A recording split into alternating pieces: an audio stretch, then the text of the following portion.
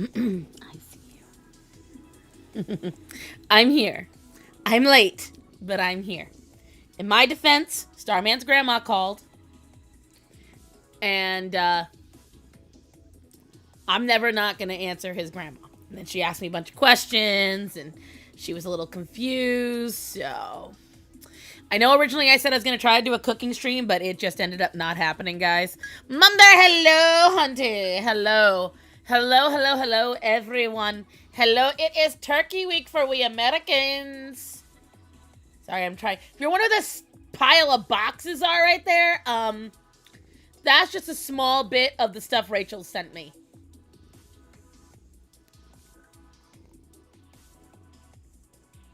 Yes, hello, Natanya. Hello, Shadow. Hello, HG. Hello, Hunty. Hello, Moon. And, the anxiety queens are out in here. The only one not is Calliope. Oh, no, never mind. She's right there. And Hendrix is right there. So, you know, the usual crew, kids. Let's go. So, yeah. And, you guys asked about the most recent Labubu? It's this one.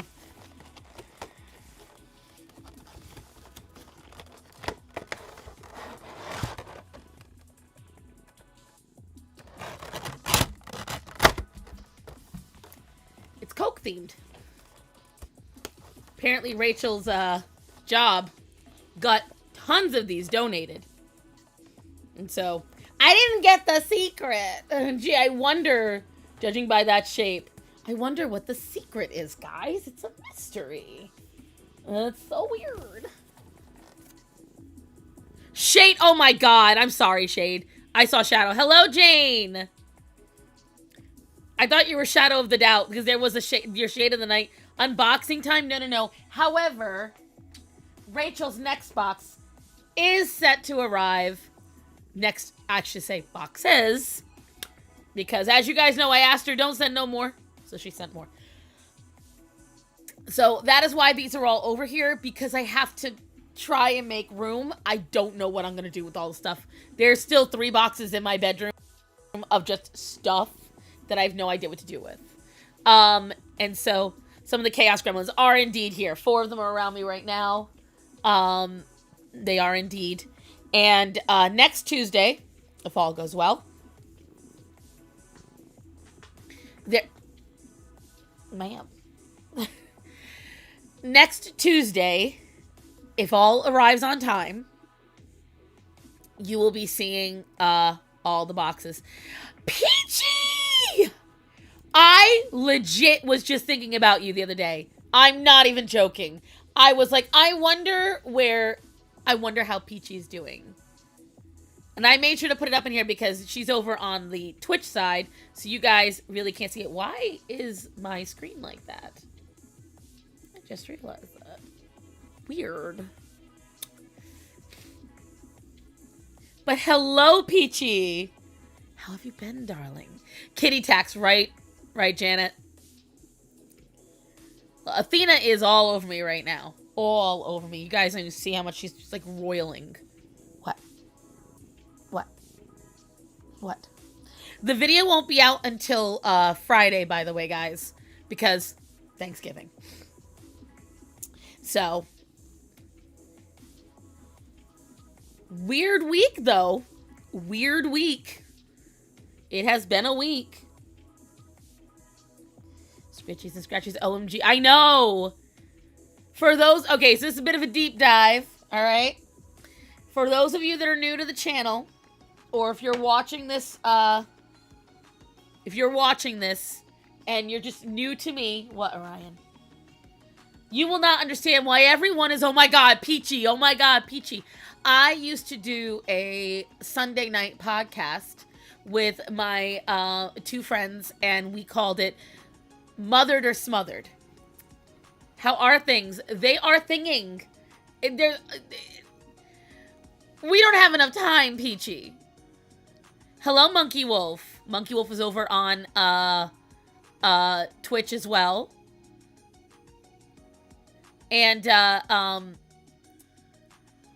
It was me, Peachy, and Faye Queen, and we, whatchamacallit, we talked about the various styles we were raised, and essentially it was the two of them trauma dumping while I was like, I can't relate to either of you. But it was a wonderful podcast, and we had a great time. Yes, a lot of us know Peachy because of Ruin Leon. This is very true. This is very true. It's how I met Peachy as well. I think it's how I met Faye Queen as well. Back in the day when Leon liked me. By the way, guys, none of you noticed? My Etsy find came in.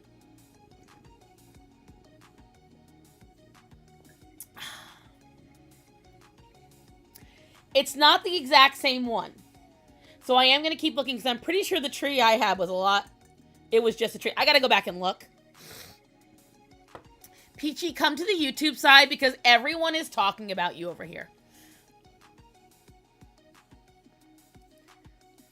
Same through Leona. Right? Well, because if some of you don't know, you've all seen me with my giant Hershey's mug, right? And you notice how this is not the same Hershey's mug. Well, there's a reason for that. The kittens rocketed my other one off of the table about 2 weeks ago. Shattered it into bits. And the reason why it's so important is, one, the other one was given to me by one of my mother-in-laws, okay? So I am a very much, whatchamacallit, I'm a sentimental person. It meant a lot to me because, you know, it doesn't matter if it was some quick buy. It was given to me by my mother-in-law, so I make it important.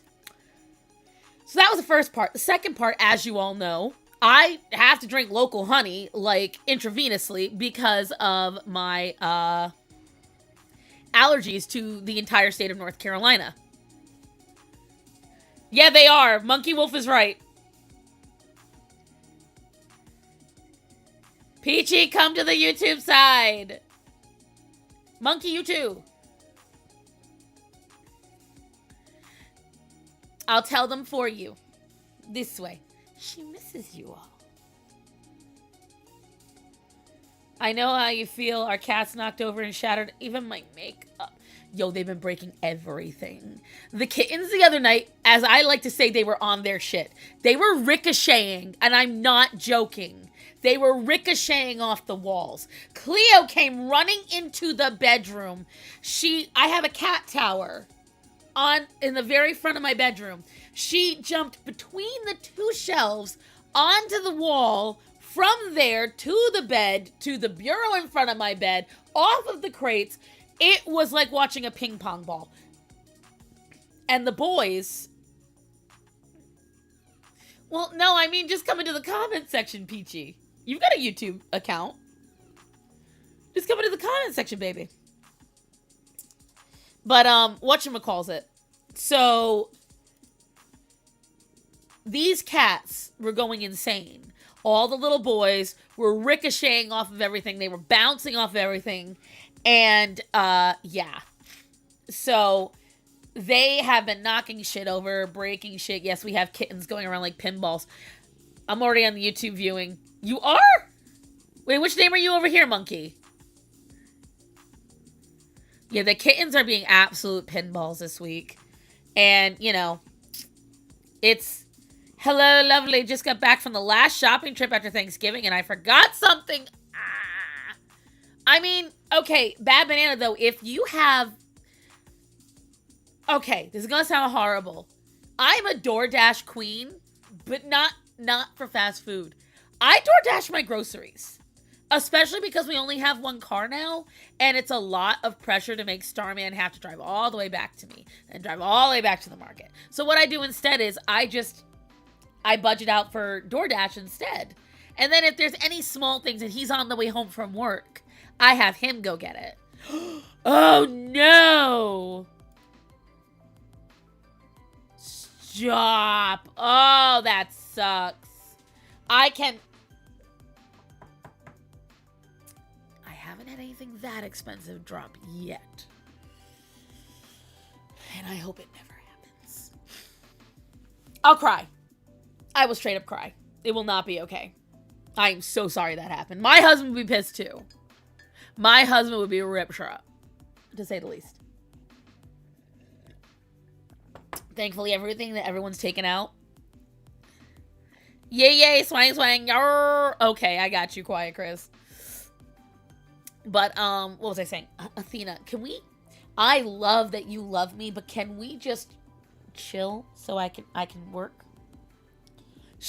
You guys can't see it, but if you wonder why this arm is constantly moving, it's because she isn't sitting still. She's just constantly rolling back and forth because she wants to be pet every 5 nanoseconds.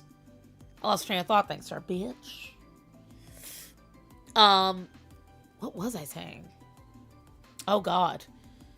Shiny object syndrome already.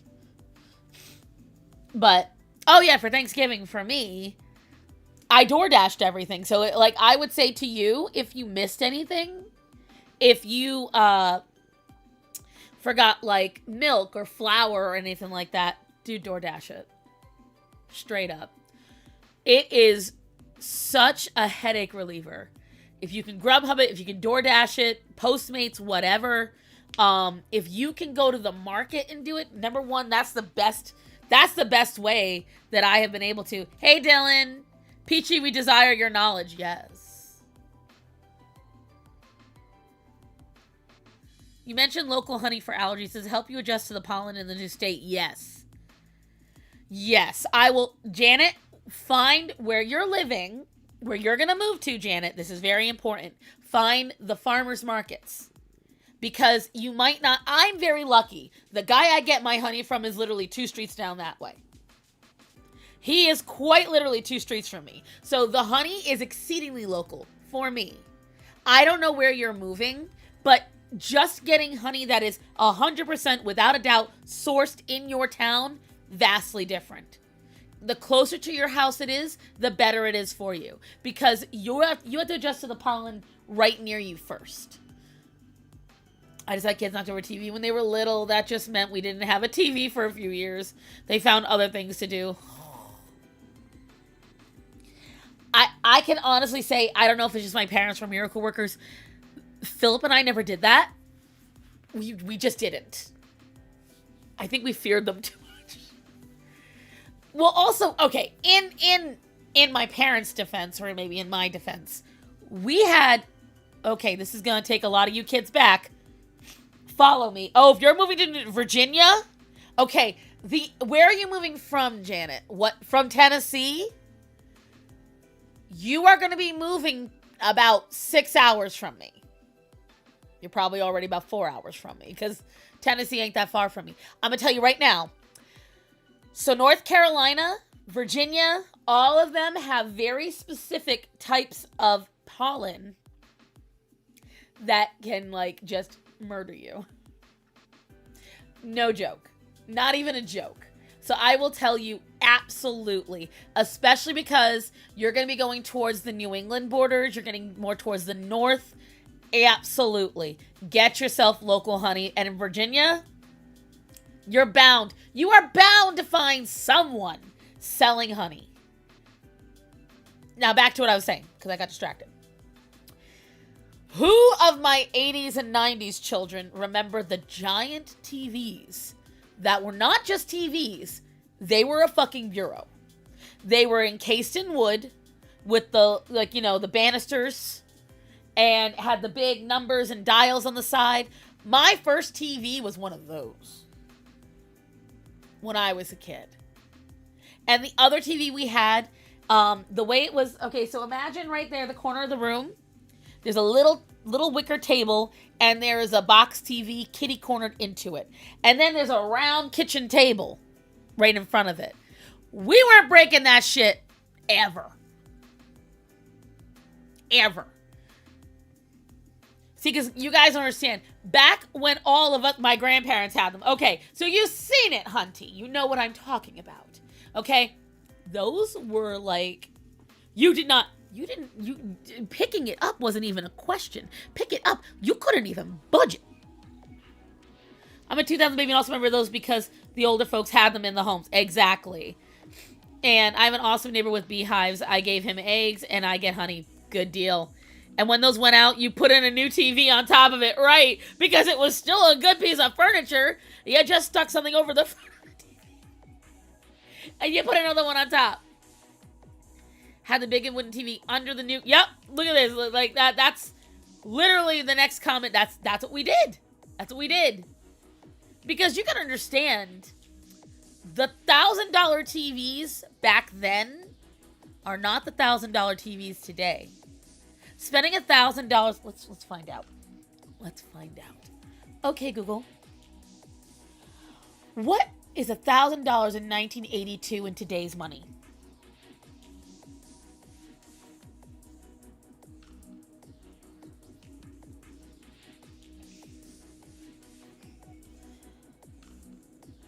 Based on the change in the Consumer Price Index, CPI, which measures the average change over time in the prices paid by urban consumers for a market basket of consumer goods and services, 1,000 IN 1982, IS equivalent TO, approximately 3,365.80 in today's money, September 2025. For calculation, that's an almost $4,000 TV today. You're not just chucking. And the thing is, on top of it, that TV was built to last you 15, 20 years. And on top of that, it was surrounded by solid wood. Not particle board, not bead board, not plastic, wood. That's why you'll see a lot of people took those and they retrofitted them to be storage cabinets, liquor cabinets, pet beds. Some people have retrofitted them to be a new type of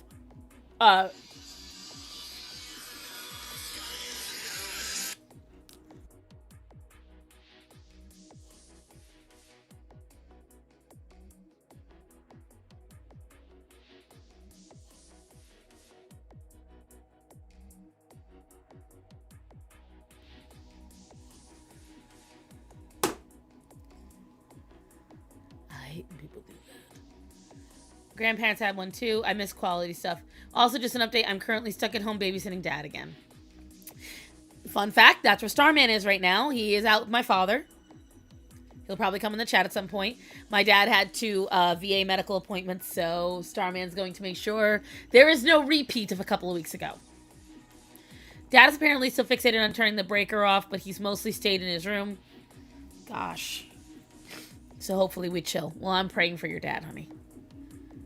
60s and 70s. As a matter of fact, 60s and 70s is when it started to wane. When they truly made stuff to last was between the 1900... Well, I would go a little further back. 1850 to the end of the 50s. So about 100 years. They truly made that stuff with the... of who was going to make the longest and the strongest. They don't do that anymore. They do not, Athena. Can we just... Can we come to an agreement here, ma'am? Here, just curl up. I need to get more flea meds or something, because they're all... Here. You hear that purr? It's a happy girl. There we go. That's a good girl. Curl up. That's a good girl. Yes, Mommy needs you to curl up into a little ball. So that way I can actually get shit done. Do not get on my thigh again. Please don't get on my thigh again. Because then you're going to roll around like a little bowl. And then I'll never get anything done. Athena, badass in the arena. Could you guys hear her? She's got a strong purr. All my cats, with the exception of 1 or 2, have very strong purrs. Very happy car. I turned this engine all the way on. This is another Labubu, by the way, guys. I hope you understand that. This big ass box. This is 1 Labubu.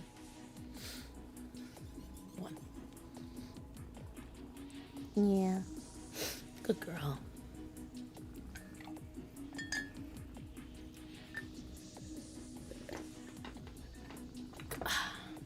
What?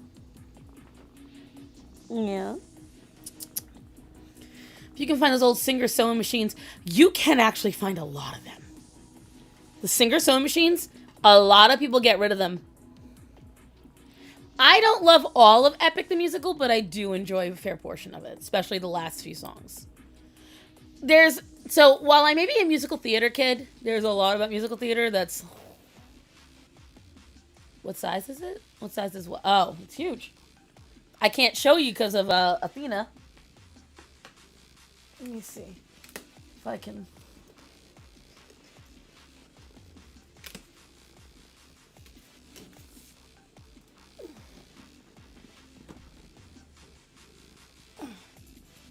That. It's big. It's huge. Gigantic. Why Starson? I did not buy it! What do you mean, why Starson? What do you mean, why Starson? Starson didn't choose this. Go ahead, everyone. Tell Wicket. Tell Wicket where the Labubus came from. How they were thrust upon me. Tell her, children. Tell her. That one's 150. It's Fall in the Wild.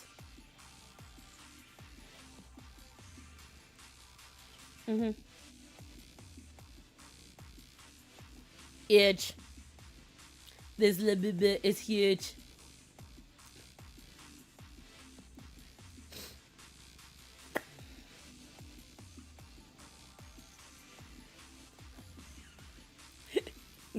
I'm so glad you don't take part in it. Thank you for that. 'Twas no choice.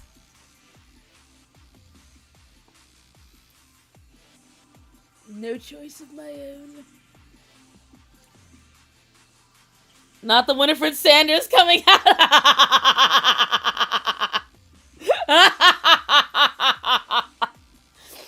What a glorious morning. Makes me sick. Hello, Raven.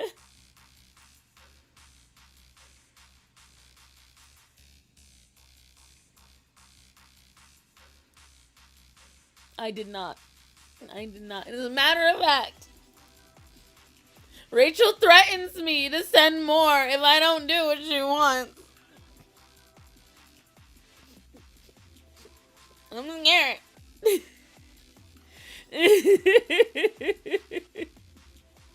I can't stand those evil little things. I don't have a choice. They'll kill me if I rehome them. I'm low-key willingly gonna join the dark side.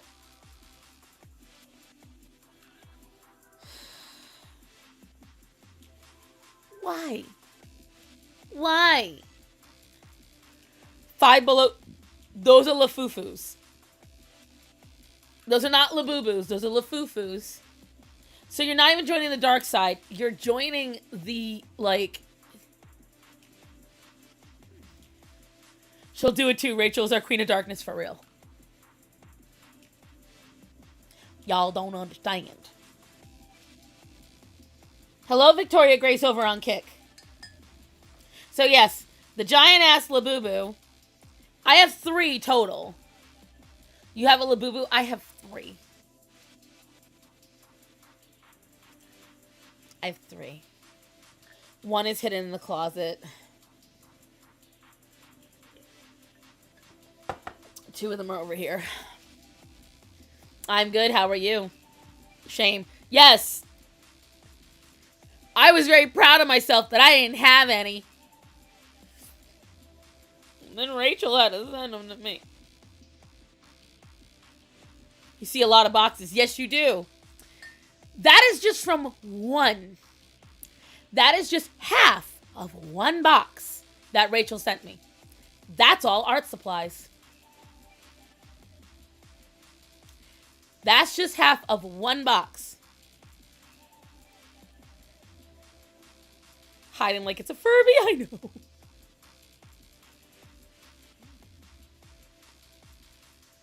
Rachel gonna make it 10 before the year ends. Don't say that. Don't say that. Listen,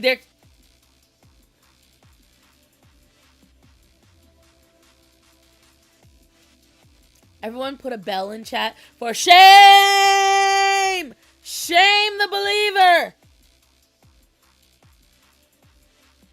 Are we talking about Labubu's not willingly?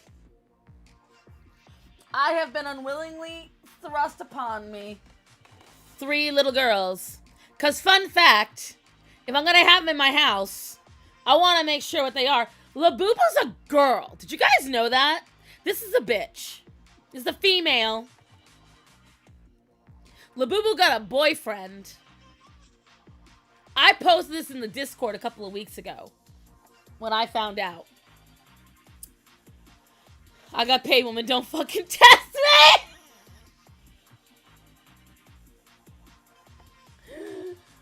Book! By the way, oh, thank you. I love when people lie. Thank you, Victoria.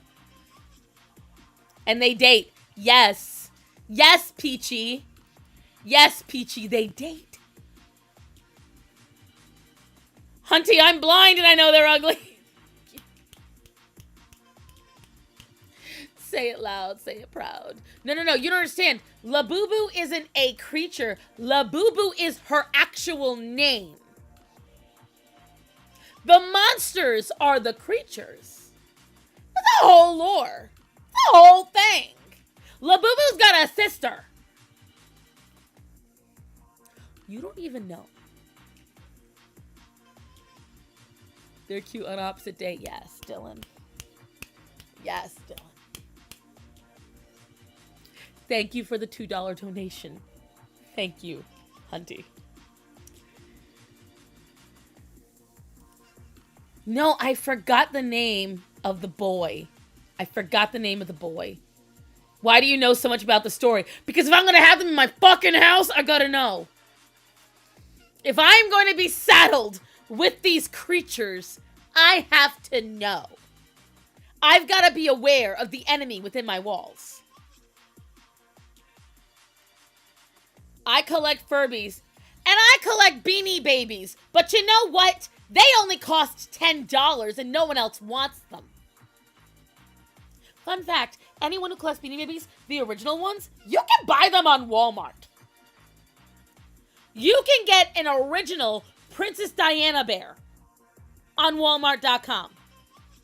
I am not joking. I found so many of the original Beanie Babies, and I was like, ones that are not in my collection. They're in that closet right there. And I'm terrified here, Athena. I need my fucking arm back, kid. What is wrong with you, Hunter? You trying to let the demons in? I know, bitch. She got right back up. Chabby Raska? No. Labubu was invented by a Chinese artist like 14 years ago. Labubu's old. It's been out for a hot minute.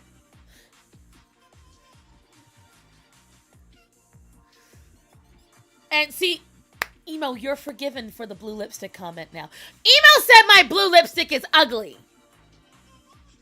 I was physically injured from that comment. We're just going to start with that. However, you just redeemed yourself because Beanie Babies are the shit. Okay, thank you. I spent $75. You spent $75? On one? Ma'am. I collect bear cups. Yo, speaking of that bear cup, bitches, you can get the exact same fucking cup without the Starbucks logo on Amazon. You can get 2 for $25. Said it wasn't it. Oh, yeah? What does that mean?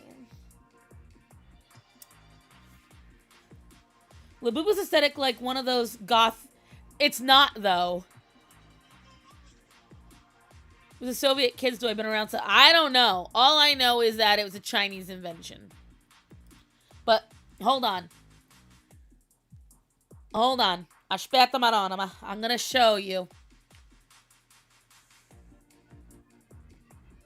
Again, 75 is a low end. Then you shouldn't be collecting them, ma'am! Hold on. I have to get up.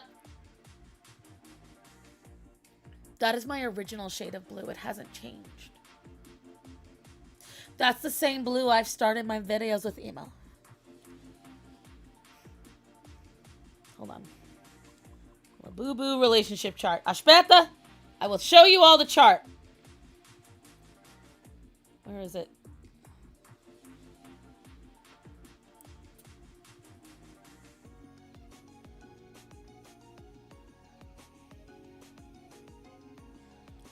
I think it was Taikoko, but he looks different. Yeah. Yeah, there is Zimomo, Labubu, and Makoko. They are all the same race of monsters. That is... Zimomo is the leader. Mikoko is Labubu's sister. And this little skull dude on the side up here, that's Taikoko. That is her boyfriend. He's a little skeleton guy with tears.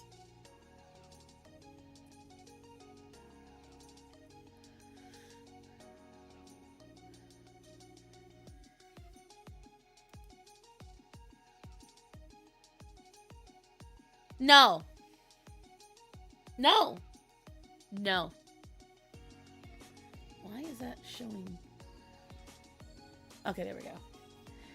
It put a filter on its own. The fuck? Hunty, how are you not broke with these? Right. Ma'am. Ma'am. I'm gonna start cheering for the students who keep this shit up. Mm-mm.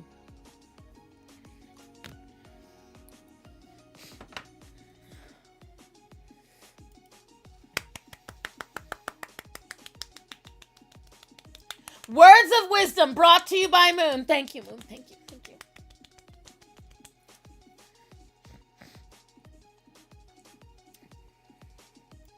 Come back soon, Peachy. I don't even like Chikawa, but at least I get it because at least with Chikawa, there's a comic involved.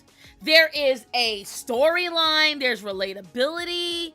I get Chikawa, even though I don't like it. Labubu? No, no, no. Bitch, you better let me in the stream so I can defend myself from these words. I shall not. I shall not. Because you're fired up, which means you'll never stop. I ain't letting you defend yourself on this blasphemy. This hedonism.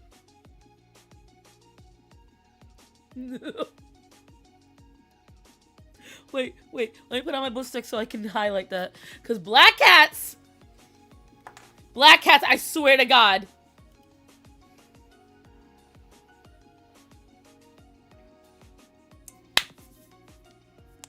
Facts. I am not a bad mother. I am telling you what you shouldn't be doing. There is never a case where if you've got to spend when you're already... Here's what I will say, and I'm only assuming because I don't know. If you are over the age of 18, you have not moved out on your own, you do not have at least 12 months of money saved up, monthly income, you do not have retirement in, okay? And that you do not have a set life plan, like a car, things like that, you shouldn't be collecting $75 fucking Furbies.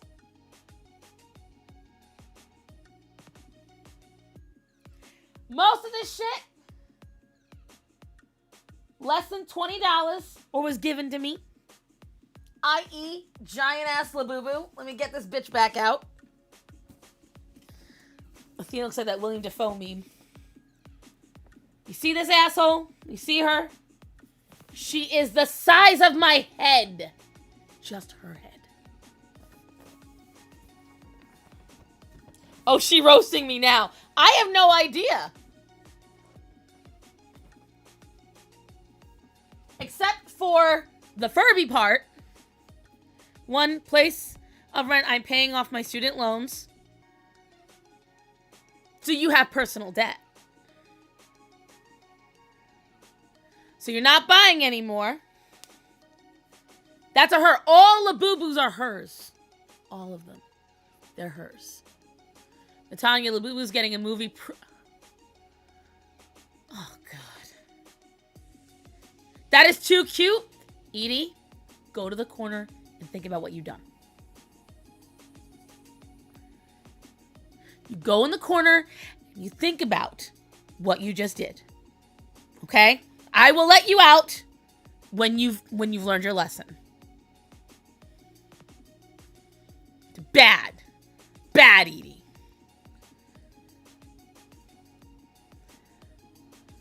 Like 2.5 years or so. Will you? They're uglier than trans women.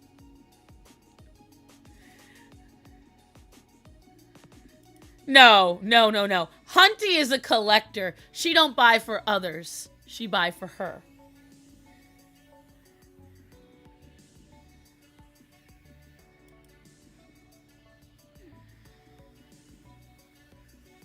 No. Don't say real when you want to participate, ma'am.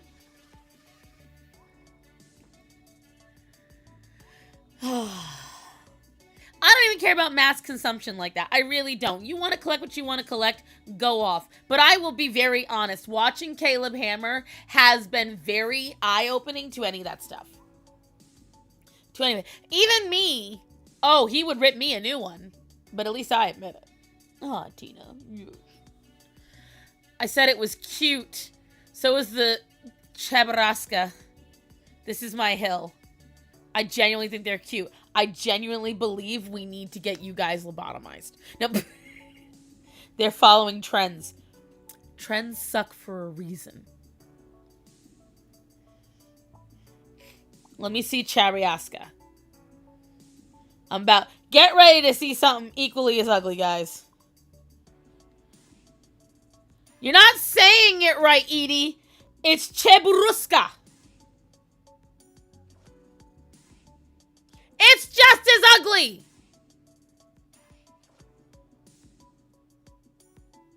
Chaburaska. You're not saying it right. And it looks like, number one, that looks like something from fucking Star Wars, the Ewoks. This looks like a smooth-faced Ewok.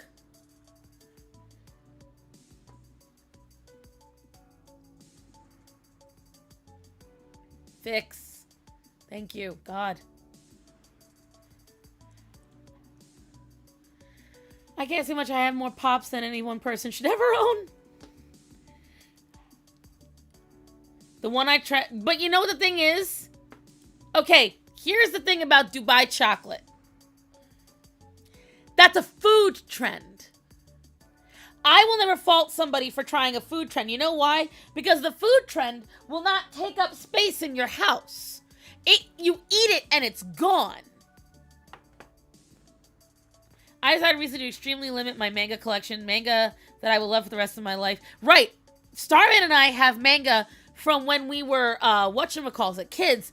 I have not bought any manga in real life recently. I just haven't. I'll read it on a phone. I will give money to the actual authors, but I am not financially in the position to purchase manga. I love purchasing books. I want that whole wall filled with books. Yes. Oh, absolutely. Absolutely. FOMO is 100% real in depressed people because what it is that it's chasing dopamine. So it's the same reason why when you, oh, hi, Greta. It's the same reason why when you doom scroll or you stay on your phone too long or you play video games too long, anything that you are getting a quick hit of dopamine to escape reality and you have to constantly.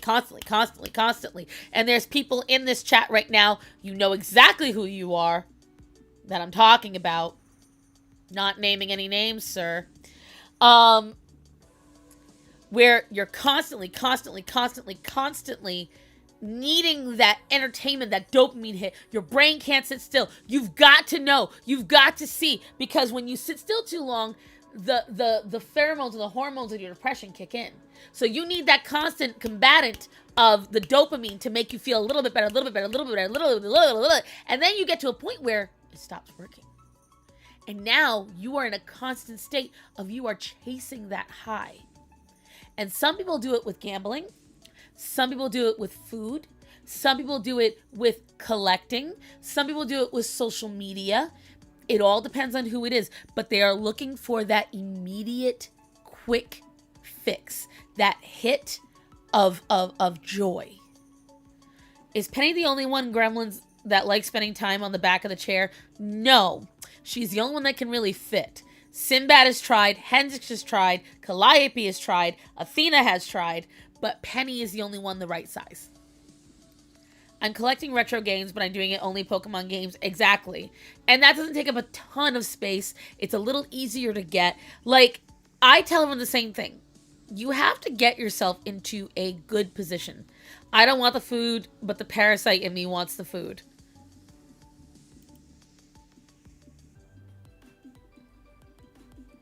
Exactly.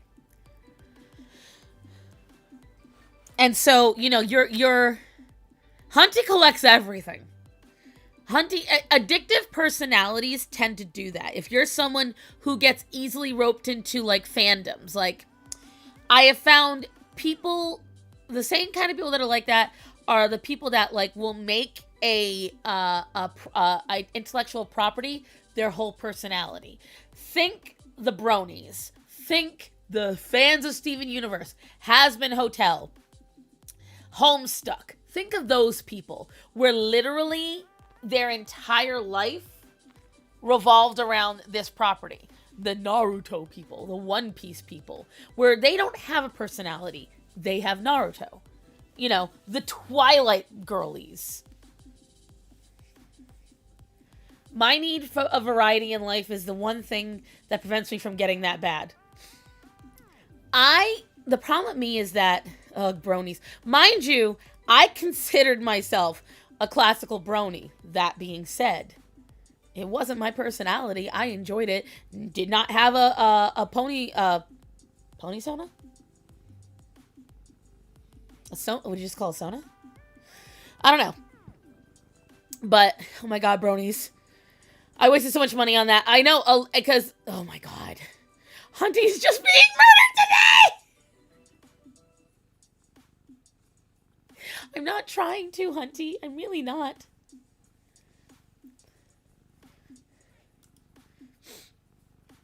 And thank you for the total of $6 so far, Hunty. The only thing see, and that's a little different. Pony Sona. I was right. Okay. So I'm not nuts. Okay. Like I said, friend, you make it easy.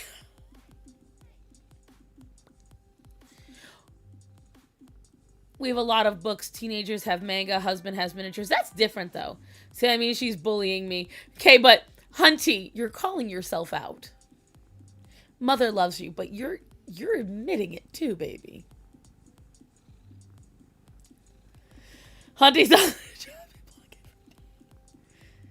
You guys do not understand how hard she is purring right now. Like, just, that's not her front leg. That's her back leg.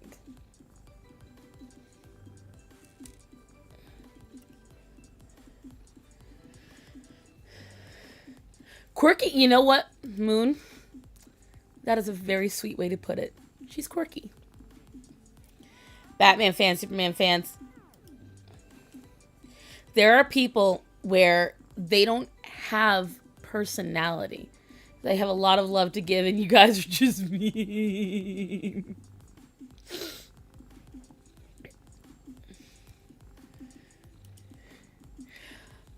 When it comes down to it, the problem is a lot of these people, like Kitty. Oh yeah, she is literally folded in half. You can hear her purring. It's loud. I would turn her towards the mic, but I don't want to disturb her. She's so comfortable and calm right now. So it's staying like that. I'm not going to have an arm by the end of this because she's going to wear it out. And I can't move now because Penny's on my butt. So I am officially stuck. I am officially stucked. No, when it comes down to it, like, you know, it was Origami Kitty. Yes. When it comes down to it, you know, a lot of these folks, from what I've seen, they tend to have, and I'm not coming after you, Hunting, I promise, just hear me out. May as well sell me, say it's me, madame. I have a small collection of antique oil lamps. I like to collect old stuff. I agree. Hey, Hunty, it makes you feel better. Starsong collects cats. And see, I admit the reason why I take in all these animals is a little bit of a broken thing for me. Because when I was little, I watched several different movies where it had one resounding theme. Animals abandoned and in need. Oliver and Company, Sonny. Oliver and Company, Homeward Bound, Milo and Otis. Think of any of the movies from the early 90s, 80s, 2000s where an animal was stuck and in need and nobody would come to help it. Little Starson hated that. She hated it with a passion. She hated everything about it. I couldn't stand the fact that nobody would help these animals. Nobody loved them enough. Nobody wanted to be there for them and take care of them. And so I vowed when I was little, I would be that person. So I admit it's a bit of a broken part of me. I don't technically need to. Theoretically, in a very callous way, I could just let him die. I could just not. Yes, all dogs go to heaven. Oh my God.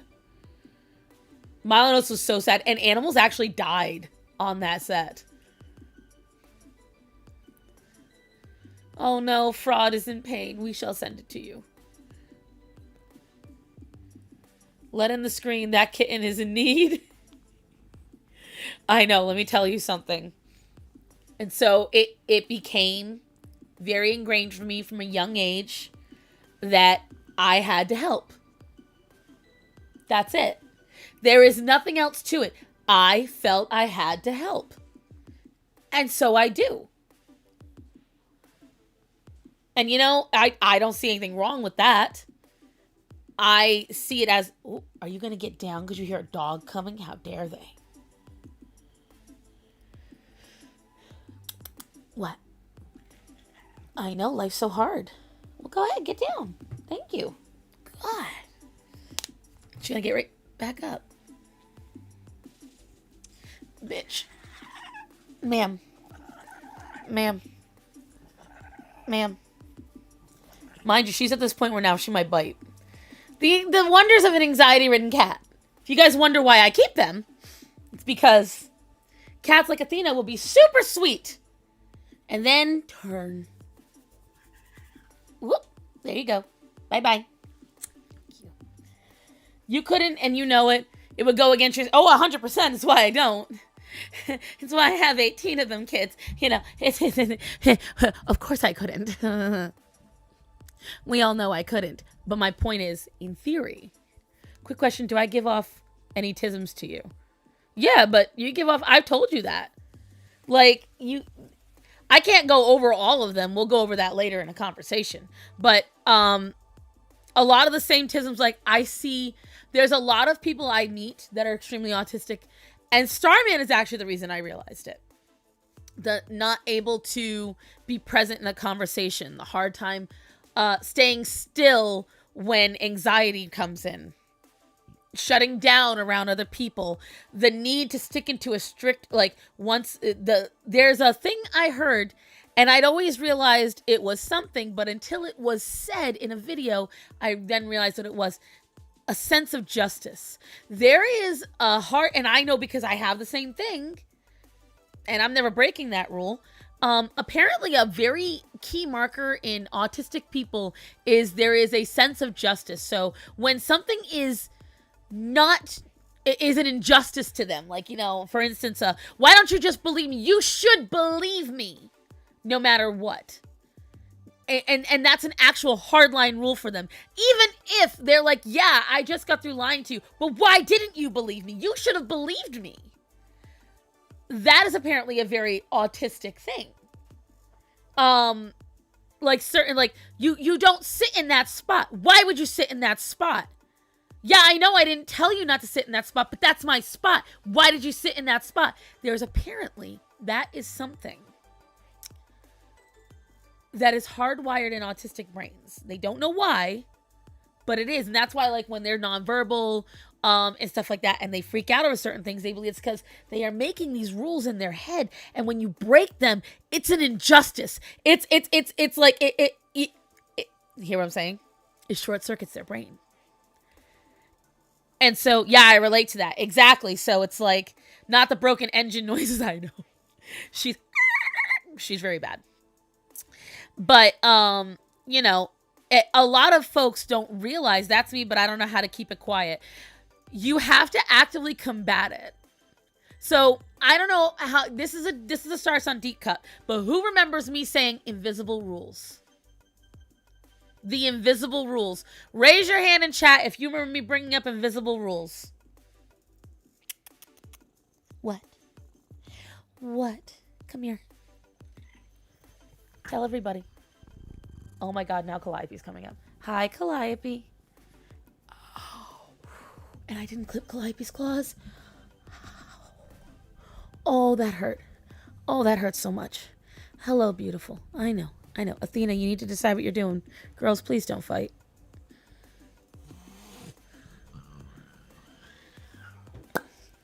And that's why someone gets down and someone gets up.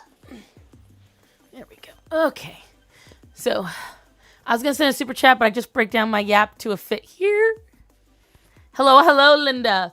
Okay, so what I call invisible rules is when I deal with invisible rules every day. Yes. Because what invisible rules is, I like to call it when, for instance, you're an artist and you just don't draw things like that. You don't draw things a certain way. Why? Because you just don't. It's not how you do it. Why would you draw? You hear the growl. Yeah, that was Athena growling at Calliope. And that's what went happening. Very particular. There are certain cats that she'll be very friendly with. So, Sunny, Luna, Daisy, Aria, most of the time. Calliope is not amongst them.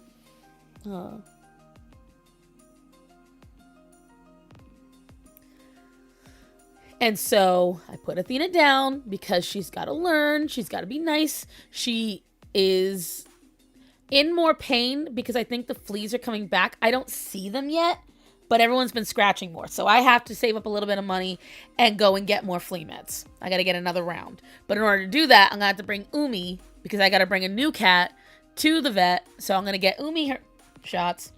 And I am going to get everyone another round of flea meds. So I got to get the dogs and so all that. So we'll see. We shall see. Kitty reloaded. Yeah, and as you guys saw in the corner, Athena just jumped back up. So it is what it is. I think my reason. Hold on, let me see. My reason for liking things too much and wanting to get people into stuff is because I never feel like I belonged. And I understand that. For me, I think at some point in your life you have to accept that no one else is going to like what you like.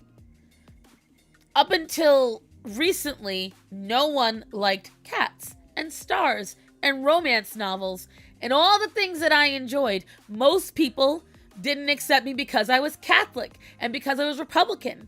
And what's really, really weird, and I don't know if this is a sign from God or something, but almost everything I like is becoming mainstream now. Everything I like specifically. So the goth culture, stars, cats, anime, all the things that were specific to me are now suddenly popular all over the place. So eventually, Athena, get down. Eventually, you have to accept that it's okay if no one else likes what you like. Yes, it is great fun and it's enjoyable and it brings a nice sense of belonging when you find people that like the same thing you like. But I live with somebody who doesn't like any of the music I like except for like he hates half the music I like. He doesn't like most of the food that I like. Anytime I find something I find funny and I show it to him, he does not find it funny. So, I mean, you have to accept that. Yes, eating in restaurants alone is a great way to start that for sure. For sure. Fandoms are complicated. Super complicated. Oh my God, Athena. Girl. It's very nice. You don't have to talk to nobody. I was thinking people put off that I'm being Catholic, right? My thing is driving. I must know the path and always take the path every time. Oh, that's really hard for me too. You know what's a hard invisible rule for me? Driving a kind of car I don't know. Oh, it sets my little ass into a panic. When I'm in a car that I don't understand, I've never driven it before. Where is everything? I don't know everything. Why I don't want to drive this? Where's the high beams? Where's the high beams? Where's the cruise control? How do I do it? What about the back window? Back window's not long. Oh, all these different things go through my mind. The space feels so weird. And then the pedal distance feels so weird. And that was something I used to get yelled at a lot because the way I drive, like, I find the most optimal way for my brain to get to work, because the easiest way for me to always make sure I get to work on time is to follow a path that I know, okay? My boss would get very mad at me because I wouldn't go the way she wanted, which was a lot of stops and a lot of twists and turns and back roads, which also ran the risk of more small animals running in the road. I didn't want none of that. I didn't want stop signs. I wanted to just go. So I went by the highway to get to work every day. She hated it.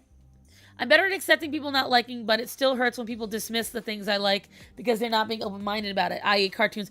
I agree to a point, because the problem is, Hunty, and this is one thing I will say, I love you, but you get very intense about it. And the thing is, you want people to get that intense. And that's the thing I had to accept as well. Like, I love learning about history and astrology, and I think there's so many cool things about nature and animals. And I'm like, oh my God, do you hear what this octopus can do? It's so fucking cool. Most people do not agree with that. And they're not going to get excited the way I'm going to get excited. And so the thing is, you have to accept that when you bring that stuff up, someone might deflate you and you'll be like, all right, cool. But then the next thing you do is, if they deflate you, just tell them you're not interested in learning about whatever uninteresting thing they want to talk about. That's it. Tina had to have go with her to learn the route to school for almost a month now. She can't take any other route, right? It's hard when your significant other isn't excited about stuff as you are. Like, thank God. Right. What is this contraption? Accurate. The first time, when we first got the Elantra, the very first time I had to drive it, I had to drive it through backwoods with no street lights at night. I knew that car was shit from the get-go. Oh, I hated it. I hated it so much. Uh-oh. Uh-oh. It's really fun when you switch between standard transmission vehicles. Each one is just a little bit different. What I hate is switching between European and Asian cars. Because Asian-made cars, the steering is so loose. It's loosey-goosey. I hate it. I hate it so much. I prefer heavier cars. Hunty gets nosy when I get excited about my shows, and when I tell her about it, she's like, oh, I don't care about that.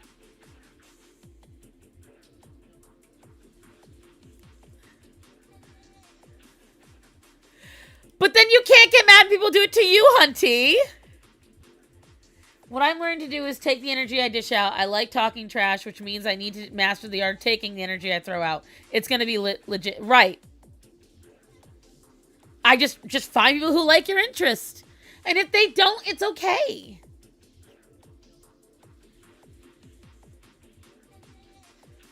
I understand that.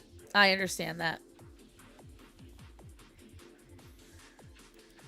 Then you two need to, listen. You two need to identify some shit. Or a timing or something. It's crazy.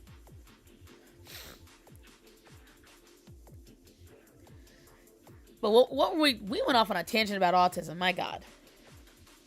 But watch her like dispatch what? Though on the other hand, my ex brought a pricey car and asked my opinion when I said it's not for me, but if you like it, that's fine. He traded in the car. You can like what you like, right? I did like Dispatch because the main guy was... That just means you like the guy. Speaking of fandoms, though, how was that Has Been Hotel finale? We didn't really get to talk about it last time. Hunty wasn't here, so it wasn't worth talking about. The only thing... I didn't even finish Dispatch, though. The only thing that puts me down is when regards my sister saying things are dumb because when she says that she's looking down on it like it's a waste. Who cares? People are gonna do that. They do it to me all the time about everything. Everything. And I'm used to it. So I just diss what I like. You don't have to like it with me. And that's it. Man, this is my problem with my sister. See? So both of you have the same problem. You're doing it to each other. Bad girls. Bad girls. Athena, there is not enough lap for what you want. Can I shove you in my shirt?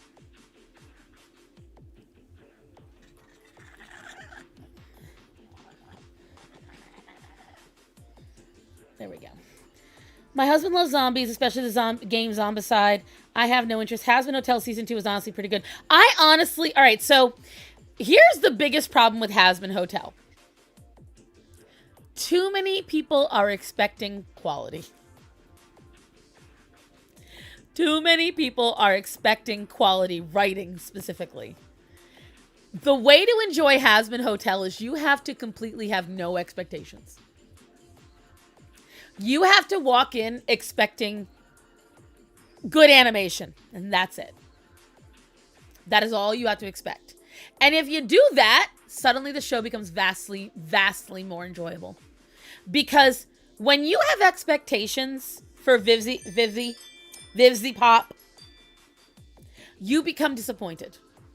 People are mad that a woman that stacked her cast with Broadway stars primarily wrote Broadway songs for this season. I think I'm going to stop watching Has Been Hotel. It's getting frustrating with the characters. And yes, I should expect quality.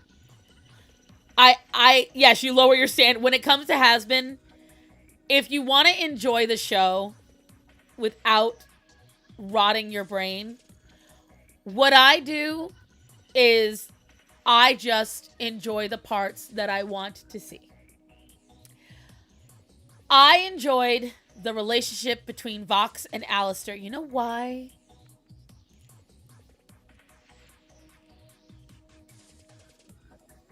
You know, Black Cats is pretty good at reading me about this stuff. I'm gonna see if she knows. And, oh, God. Yes. Yes. And you know what? Some of the biggest glazers of Has Been agree with that, Hunty. The biggest. Oh, I know I do. I get bots on Kick, on Twitch all the time.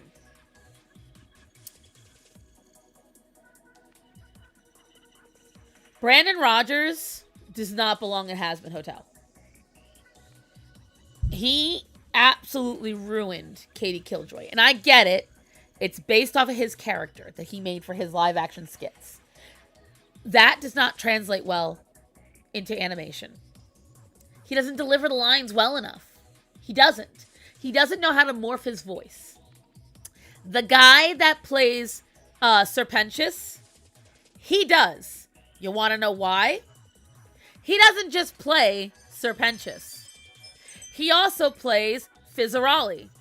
He doesn't just play Serpentius and Fizzarali. He also plays Adam. That's how you get a multi-dimensional voice actor. Brandon did ruin her, 100%. See, I feel some of them did touch me emotionally, but my personal opinion, the songs that I enjoyed the most this season were the songs that involved Alistair and Vox and all of Sarah's song. I think, in my personal opinion, Sarah's songs, they were phenomenal. They were absolutely phenomenal. Did they ruin a lot of these characters? Absolutely. In short, my opinion, the first episodes are still 8s, but I got a little interested in Pentious, and the show improved a little bit for me, right? There. We're gonna do this, Athena, because, like, you're being redonk. And it's hard to hold you up. There we go.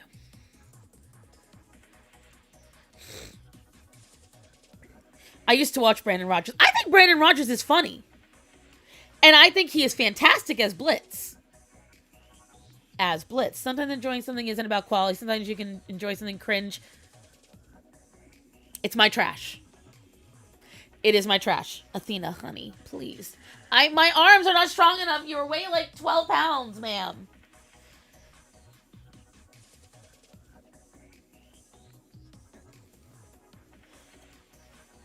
You still don't care for Alistair? I love him. I love him. And I loved the manipulation this season. I loved that. That was fantastic. Watching him manipulate Vox. Also, the thing that I adored the most just was so beautiful. So many people were desperate. Desperate. They were getting hard for it. They were begging for it. For Vox and Alistair to be in a relationship. That all this time, Alistair secretly was in love with Vox, and he just, it's because of his deal. And then we find out that not only did Alistair not like Vox, not only did Alistair, I know, Rosie's, you wouldn't dare. You wouldn't dare. But me, it practically confirms that she is either Eve or Lilith. Because why would Rosie care otherwise? Why?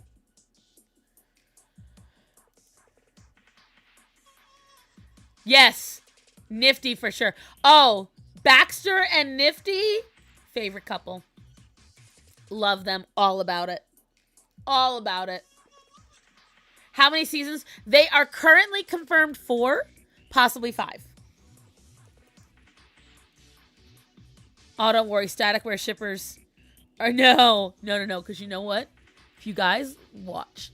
Because I watched that whole scene where Vox was flirting with Alistair. And every single Alistair boner kid was out there saying, oh my God, look, did you see? Alistair smiled at him. Oh my God, did you see? Alistair was like leaning in too. But they weren't listening. Because every time Vox put his hands anywhere near Alistair, you would hear ever so slightly static electricity. Anger. That sound is the same one when, whatchamacallit, when Angel offers to suck his dick, and you hear that, not gonna happen. That is the sound that was being made. And what you find out,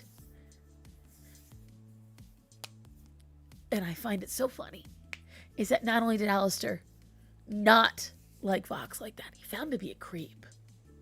Felt he was too touchy-feely.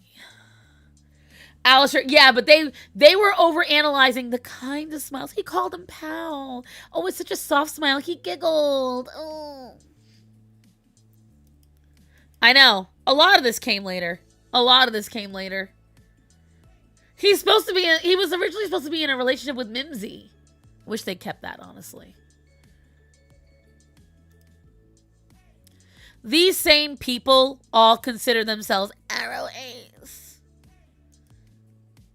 They're the same people that claim to be part of this whole whatever fucking flag it is. But they eat this shit up. Yes. For me, it was the best writing in the whole show. Because they absolutely fucked up Charlie this season. And I did not watch the train episode. I fast forwarded past that entire part. Because it was just so cringe. And not even in a good way. I enjoyed watching Alistair mentally mess up Vox. And Vox just falling into it. Which was so crazy because Vox is a really good manipulator too. But even though he kind of knew Alistair was up to something, he got played so easy.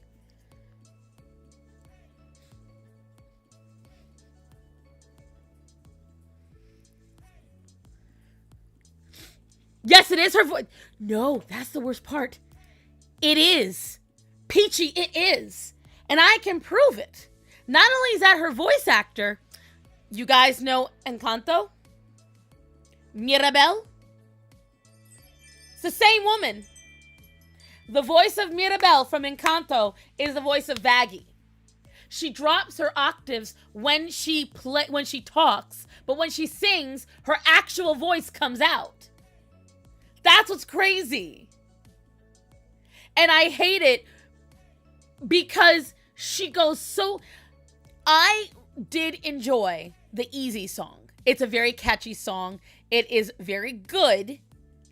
The tonal shift was a whiplash. It was a fucking whiplash. It should have had some kind of lead in. It should have had some kind of gentle, like, build up. Nope, it was just, and all my dreams are gonna die. Shut up, you know that. I love you. What? Just boop, boop. Oh yeah, they were used to it. I loved. Do you think Vizzy Pop's hinting at friendship between Alistair and Lucifer? No, I think she... So, here's my opinion about that. My favorite song is Losing Streak. Okay, and I hate that song. I want to like it, but... Yeah, the song is literally just called Easy. Losing Streak, in and of itself, a good song. It should be sung by a woman. I'm sorry. No matter how good the voice actor is, it should be sung by a woman.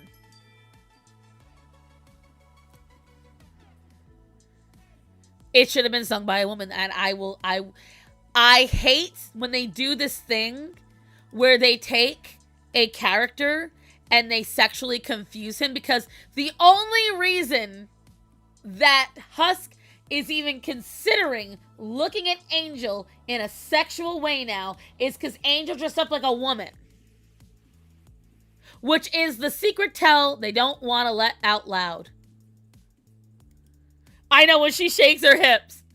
It was like, but isn't he a drag queen? But that's the point. Husk seeing that and being drunk out of his mind. It was like, because Husk didn't know he dressed up in drag. But that's not the point.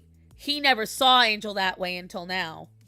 I just watched clips of the show casually, and I will say Abel, Nifty, and Pentress are my favorites. Abel especially. Abel, yo. The way no one realized it was fucking Patrick Stump from Fall Out Boy until that moment, and everyone's gone crazy. It was a good casting. He did a fantastic job with this part of the song. The 2 seconds he had. With a preference for beautiful women. Exactly. That was Husk's words.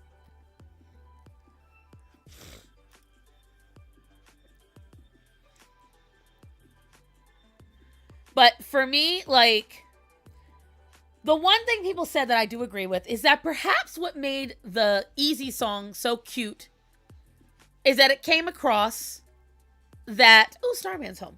It came across that must be how Vaggie is behind the scenes with Charlie.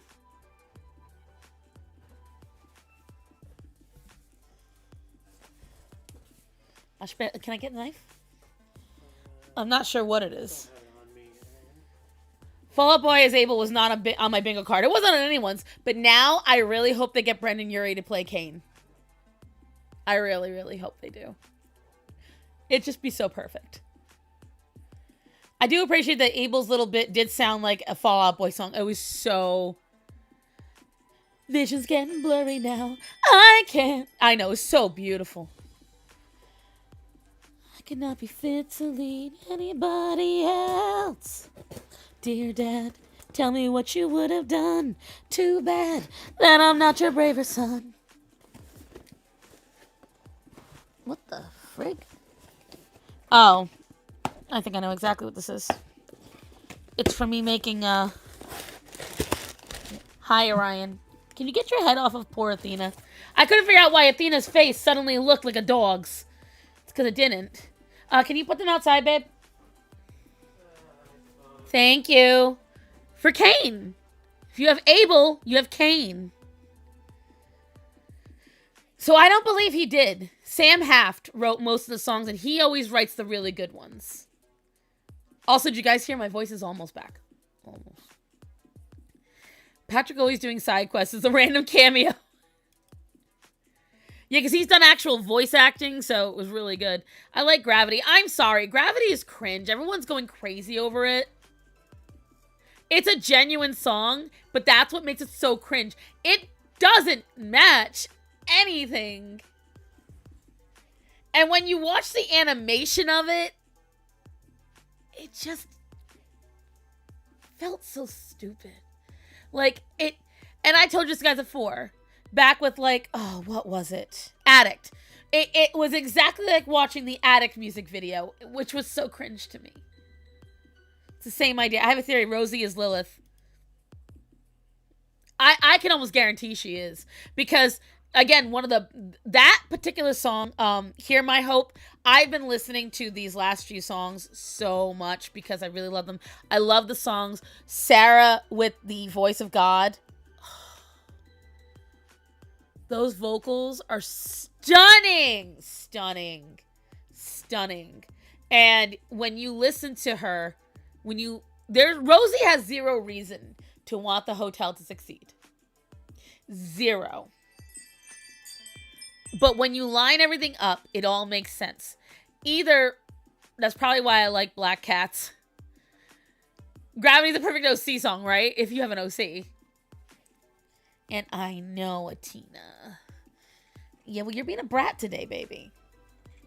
Yeah, you are. What? I will tell you right now. Listening to Hear My Hope, figure out why she left Charlie and Lucifer. More than likely because, think about it, when we put it in perspective, this is my theory, a has-been theory. 7 years ago, Lilith led an uprising. She wanted the people of hell to lift themselves. Not necessarily attack heaven, but they felt like they were getting a raw deal. Supposedly, Lilith made some kind of deal with Adam. All right? And that 7 years ago is when all of the extermination started. Okay? So what the idea we're getting is Lilith was essentially the person that actually led hell, that actually kept everything running well. I think what it came down to is Lilith was like, well, you know what? I need a break. I've been doing this for 10,000 years. I need a fucking break. Something to that effect. It might be more profound than that, but who fucking knows? So Lilith fucks off to heaven, but we all know the cannibals have been there a long time. And remember, Adam made those angels. The angels that Vaggie and Lut are, Adam made them. They are his personal army. They're all gray. Look at the cannibals. They are all gray. I believe Lilith had made the cannibals. They were her creation. And she wanted to make sure she had an extra way of controlling everything. So perhaps, because if you look at Rosie's stature, you look at her figure, she looks almost exactly like Lilith. Her face shape, very similar to Lilith. And on top of that, she's always got the big hat. I believe that Rosie is an avatar of Lilith. That Lilith really is up in heaven. And that Rosie is the avatar at which Lilith operates through. Oh, I don't look at anything that Vivzy posts. Bitch is weird. I appreciate the explanation for Alistair and Vox. I think it's shit they've started inventing about Lilith. Lut's crash out was a lot. It was a lot. Belongs in a different show. Thank you. See, Emo's finally making sense. See, I knew she was a smart girl. And so that's the first thing. Because it all lines up. It's all 7 years ago. The execution started 7 years ago. Alistair, at the behest of Rosie, disappeared 7 years ago. The reason why Lilith is left is likely because she has a chest brain move plan and is waiting for hell and heaven to fall before she strikes. Possibly. I don't know.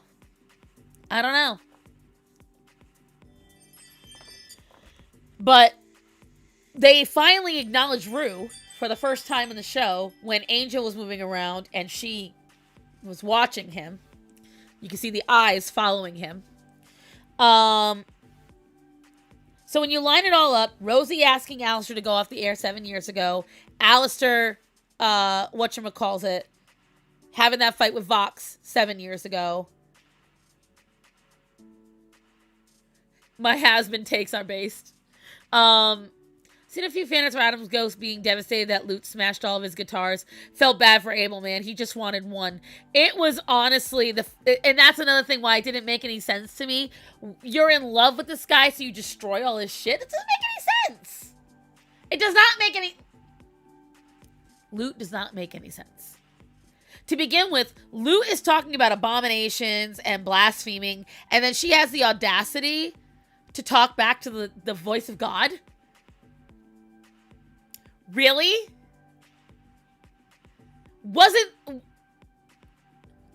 Correct me if I'm wrong, but essentially, Lucifer, she threatened that Emily would end up like Lucifer for questioning shit. So why was Lute not knocked down a couple of pegs? She wasn't a seraphim. She's a lower ranking angel. Why is she allowed to talk that shit?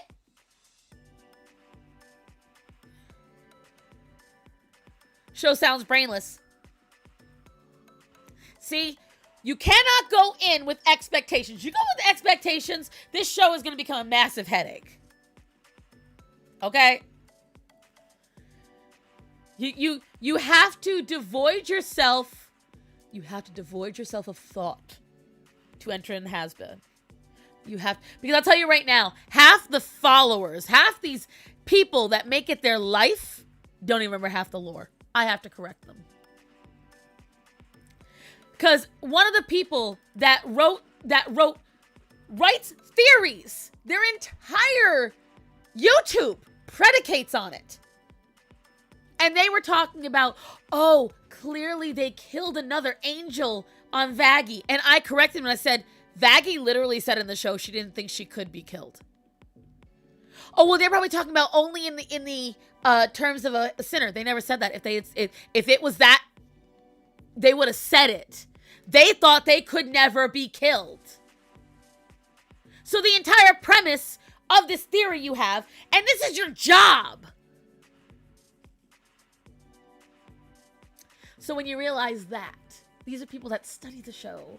These are people that get it early. These are people that talk to the creators at Spindlehorse. And they still don't know what the fuck they're talking about. So basically, The Walking Dead all over again. I didn't watch The Walking Dead for a reason.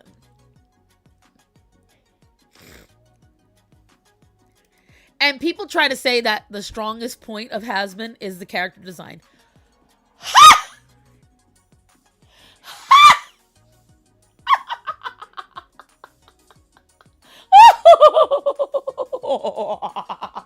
What?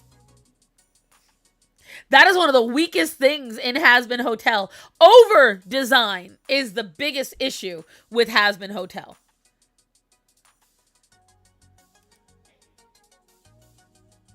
Over design.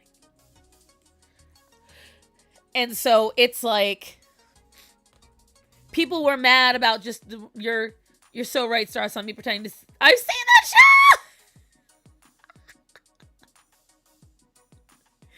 Yes, her manager senpai was murdered, so now her life is a Carrie Underwood song.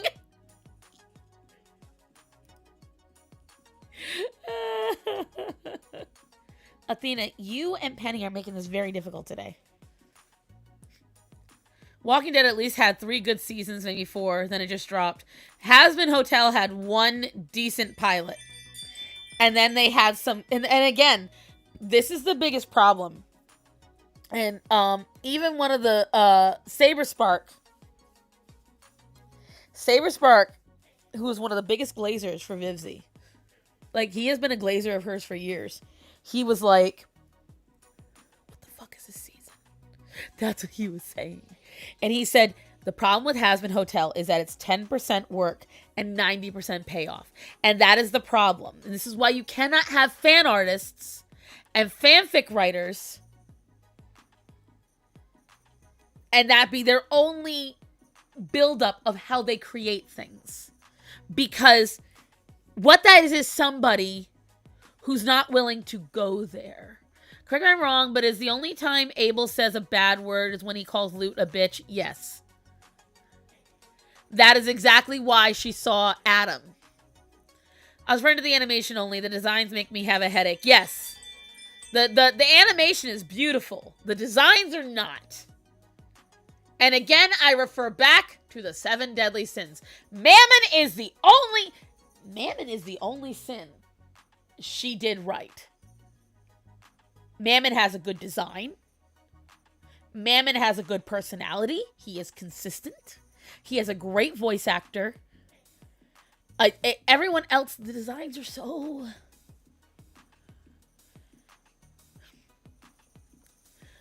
Walking Dead is up to season 6. Wait, it's still on?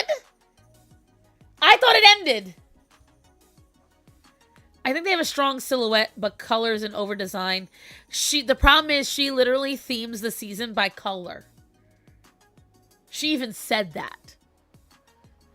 Raven season 6 through 8 had some good... Oh, okay. Actually, what? Actually, get to the point, ma'am!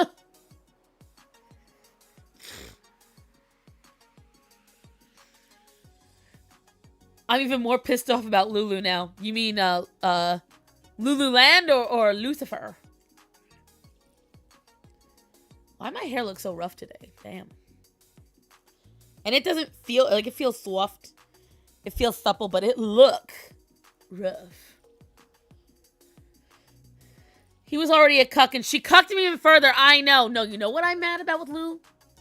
Here's what I'm mad about Lucifer. Missed opportunity. He was built up as this, like, the rift between him and Charlie makes 0 sense. 0 sense.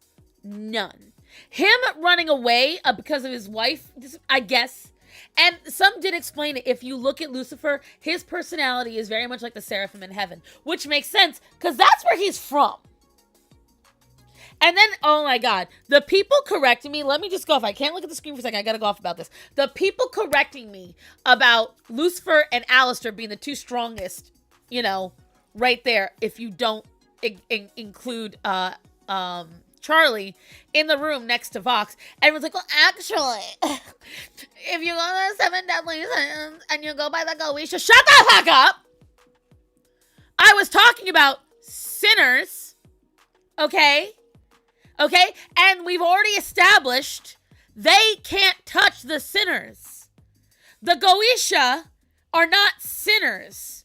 They are creations of Lucifer. Okay? And by divine decree, Lucifer cannot smite them, and neither can the Goetia, who are creations of him. Okay? Like,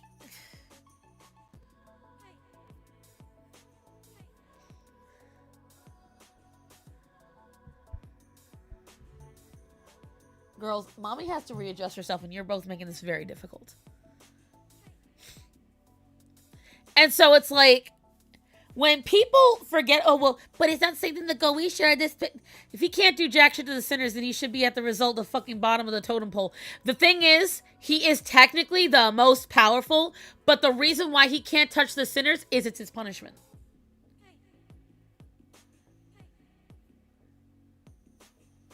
That's the thing. It's his punishment. This class system makes no sense. In terms of actual power, like if Lucifer was allowed, because apparently it's a contract kind of situation, where if one of the sinners broke rules and they had attacked directly, which I don't understand how him attaching Lucifer to a giant cannon and abusing him for power was not breaching the contract, but that's okay. Babe, is there anything on T-Mobile Tuesday today? No free stuff?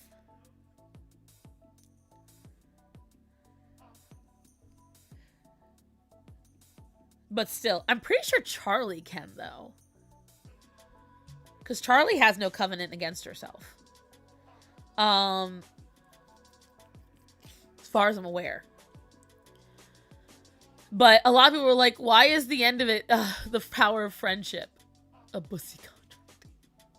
And it was. The end was absolutely the power of friendship. Like, I don't know if it was a tongue-in-cheek moment. What contract? Please explain. So, why is Lucifer in hell? All right, let's explore that. Lucifer was put in hell as punishment. Why was he put in hell for punishment? Because him giving the fruit of knowledge to humans invited the root of all evil to enter the world. That's why. So his decision caused corruptions in humans, meaning they could never enter heaven. Created bad people. So since he was the arbiter of that, he created that, he then in turn had to become the overlord of all of these sinful people. Okay? Now, he hates bad people. He doesn't like it.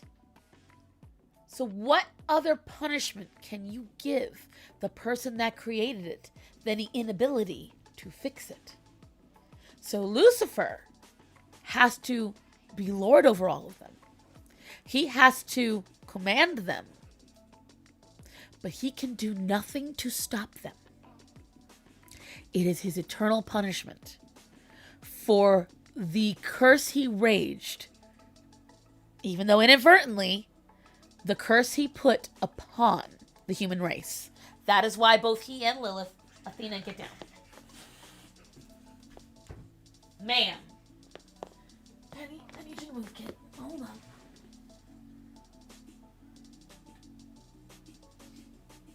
Oh.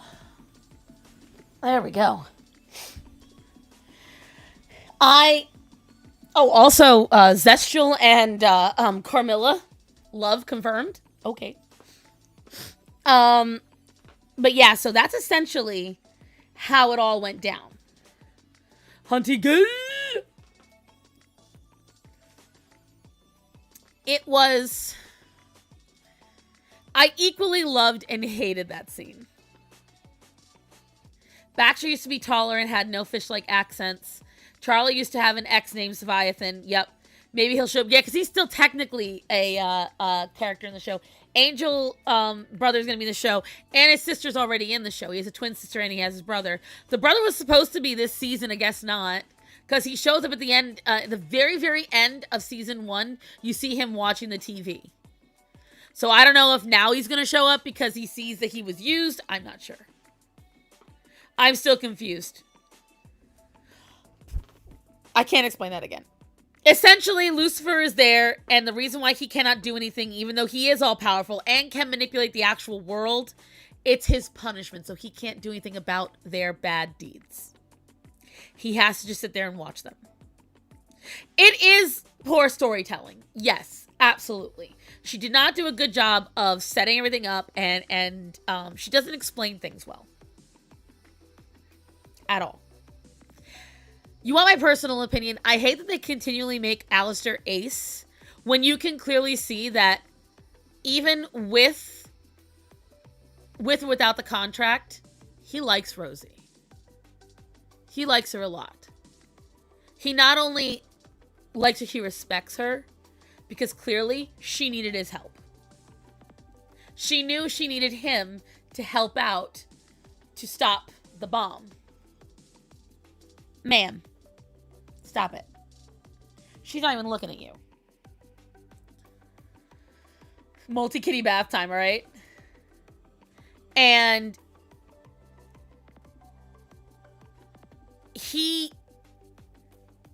I know he was growling and grumbling and everything. Does her audio keep cutting in and out, or is it just me? Am I cutting in and out? I shouldn't be. Chris, the one sending me femboy art on Instagram. Listen. We judge. We look and we judge. So it would have been nice if Lucifer talked with Sarah. I really do. I think that's a lot of things where they drop the ball. There should be some kind of conversation between Lucifer and Sarah. Something.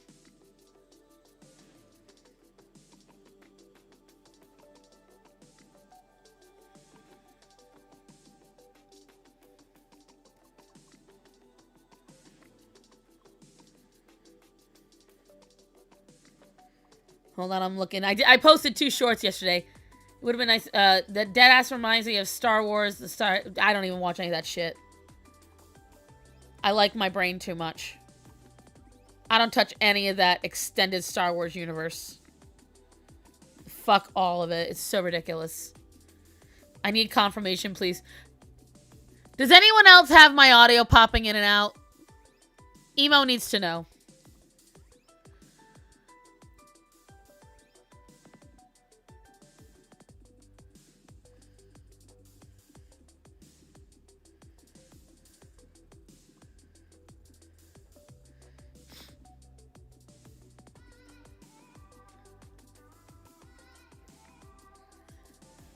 You're dreaming. I'm not here.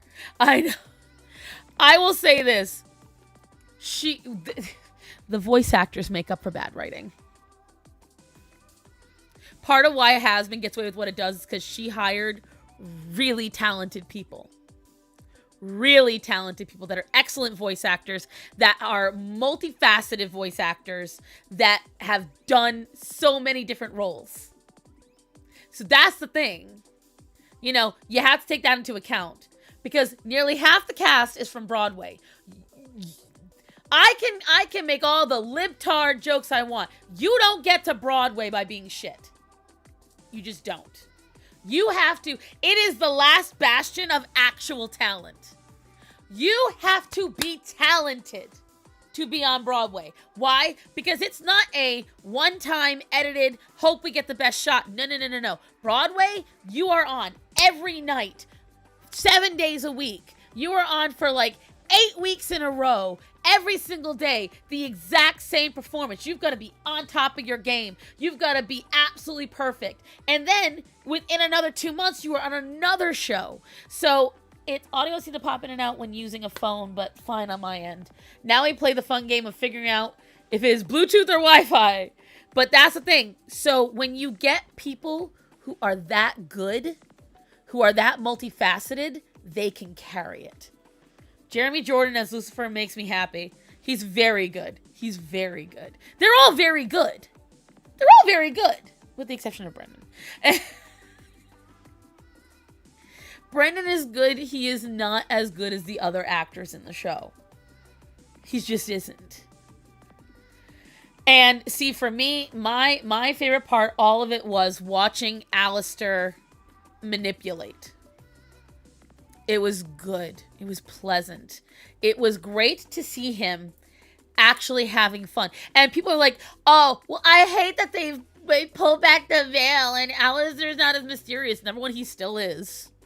There's still a lot about him we don't know or why. You know, that's first of all. Second of all, he was still human. What exactly were you expecting out of him? Number 3, you wouldn't be pissed too? Of course he's mad. At the beginning of the season 2, he feels like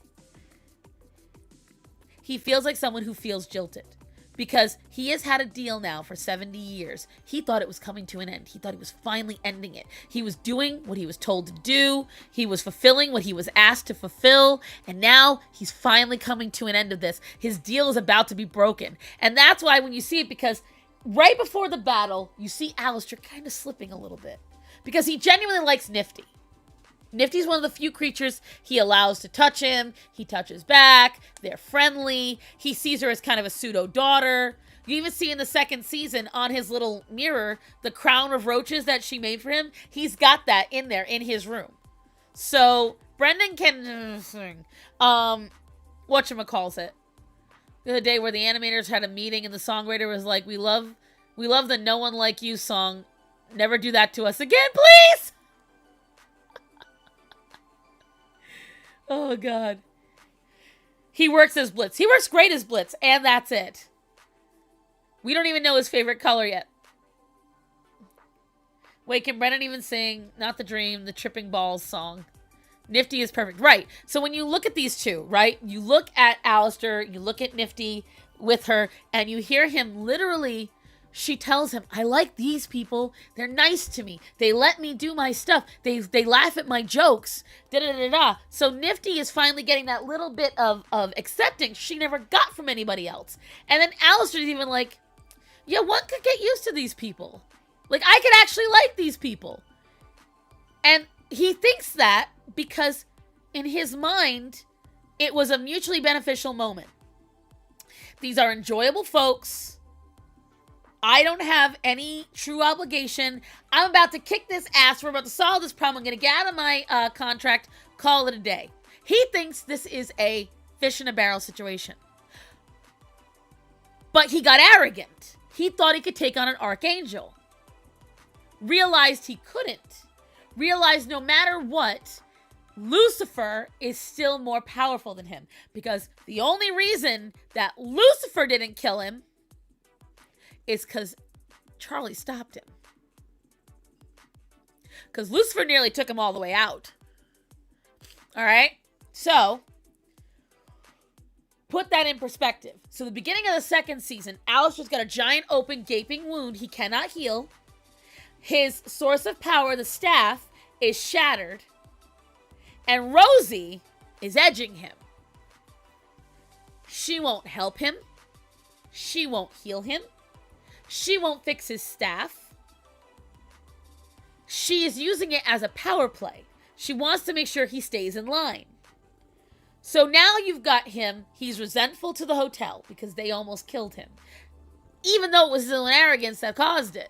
So he's resentful against this. He's resentful now against Rosie because he's been waiting for this for 70 years. And in that 70 years, again, you got to realize the number 7 is used a lot.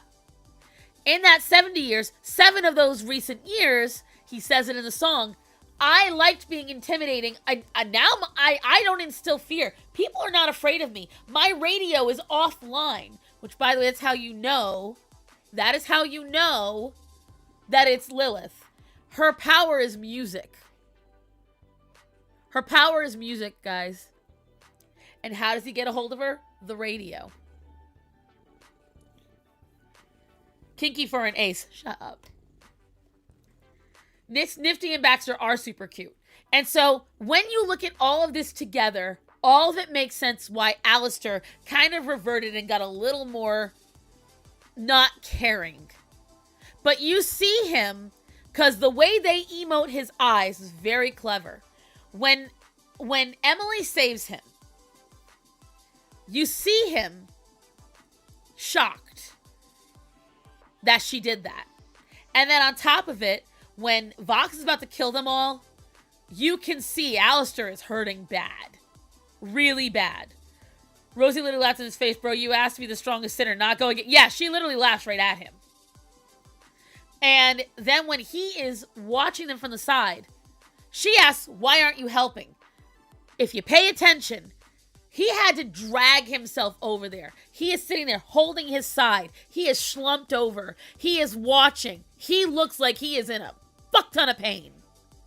And he doesn't have the power to do it. As soon as Rosie appears, what does he do? He straightens up, takes a deep breath. He is probably still in that equal amount of pain. But he's putting on a good show. He is doing everything he needs to. We have no idea if Alistair would or wouldn't have helped. But he played Rosie's game. Because Rosie, if she had fixed his staff in the first place, half this wouldn't have happened. They are very good at emoting him. Again, I have said it time and time again. The only character that is well-rounded and fully written well is Alistair. Second, Mammon. That is it. Everyone else, she does a very poor job with. But Alistair, she literally put in the work with him. He has the most... I mean, most of Serpentius is literally last minute. He wasn't even supposed to be in the show. They added him in as a last minute trope, and then they built upon him as the season progressed. Him becoming a pivotal part of the show was not intended. And when it comes down to it, right? So you gotta look at it. He tells her, you knew who I was from the day you met me.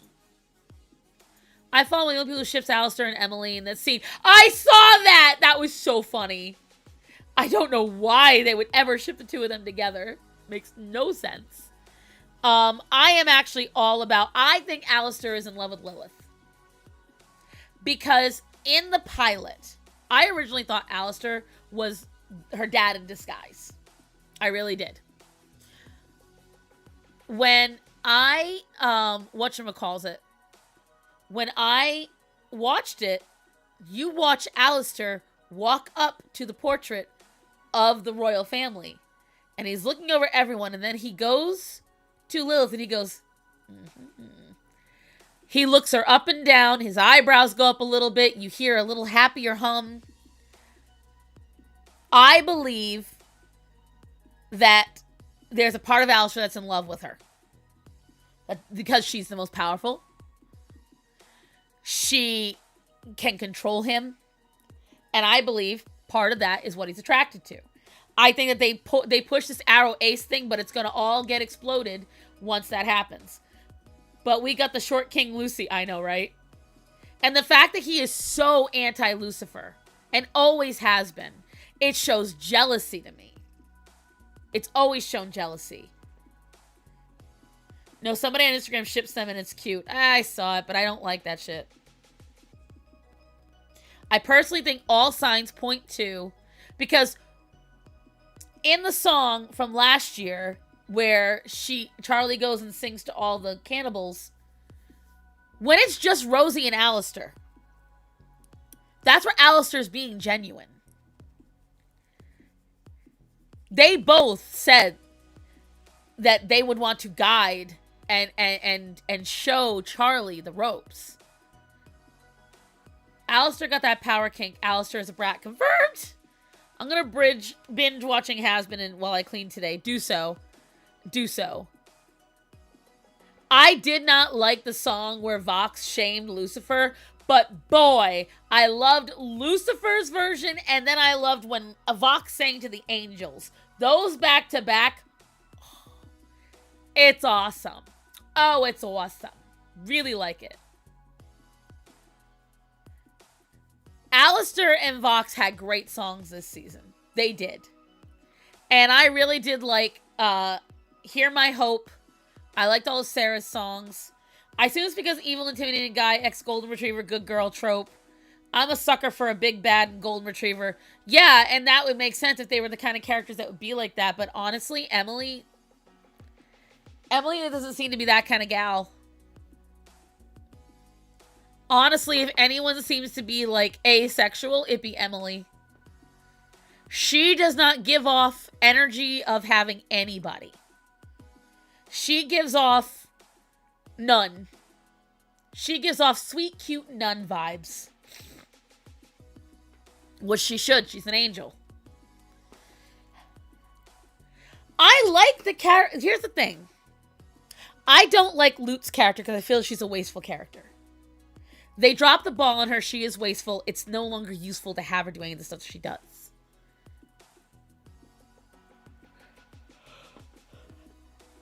I like even Rooster. Emily is Charlie with wings, right? But at least Charlie, like... Charlie isn't even as... I'm sorry, but Emily is smarter than Charlie. I'm sorry, but Emily handles herself better than Charlie. Emily is more willing to do the big scary and go the distance than Charlie is. Emily Abel makes a hell of a lot more sense. For sure. I'm curious where the V's are at. Oh, you can see where they are at. Because, I mean, literally, Val ripped Vox's head off. That was one of the best parts. It really was. Val doing that is one of the best It was amazing. Oh, and okay, I have a complaint. People, I noticed Charlie's feet during the Easy song and how she has hooves. Why? Why? Lilith doesn't have hooves. She has feet. Lucifer doesn't have hooves. He has feet. Why is she based off a goat? Why? I hate it. When I saw her feet, I was like, that's the dumbest looking shit I've ever seen. It looks terrible. It looks like she's wearing pants.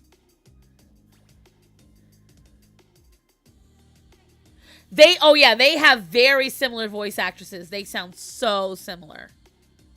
I thought they were too.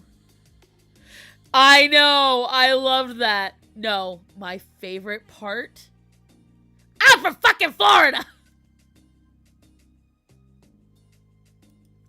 That scene, I watched it like 20 times. Ma'am, why did you plague me with this information? Because if I've got to hate it, so do you. Go and look. Go and look at Charlie's legs. And the inconsistency, because if you look at her feet in that scene, they go straight down with little red nails. But look at her shoes.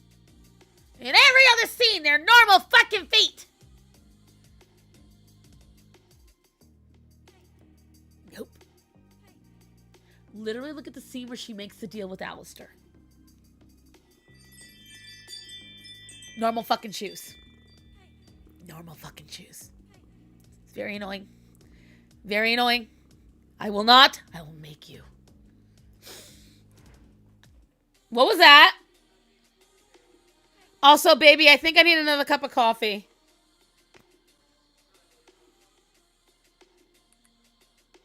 What? Is that why I hear video games?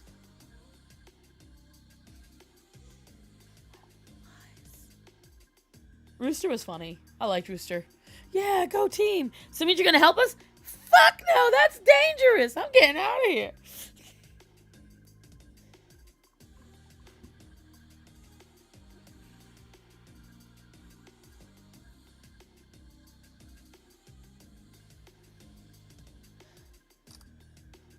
Please hold.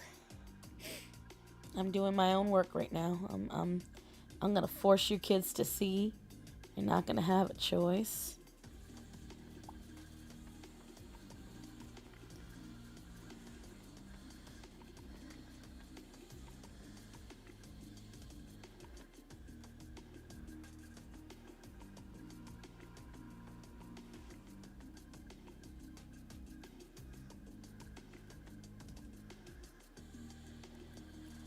Give me 1 second, kids. I'm collecting evidence.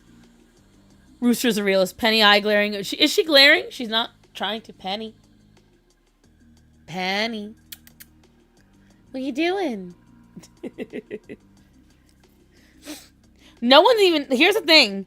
What makes me really sus is that nobody talks about Eve whatsoever, except in passing. That's weird. That's weird.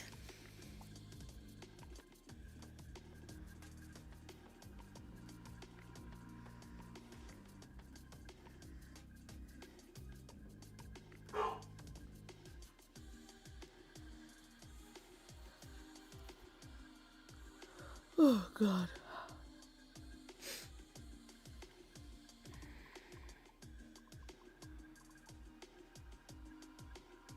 So I can get a picture of her feetsies.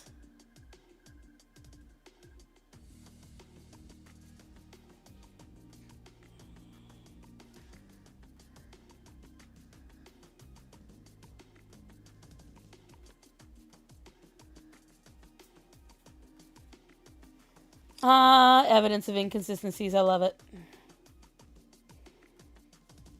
Greta. Hush, Beth's children. I'm investigating.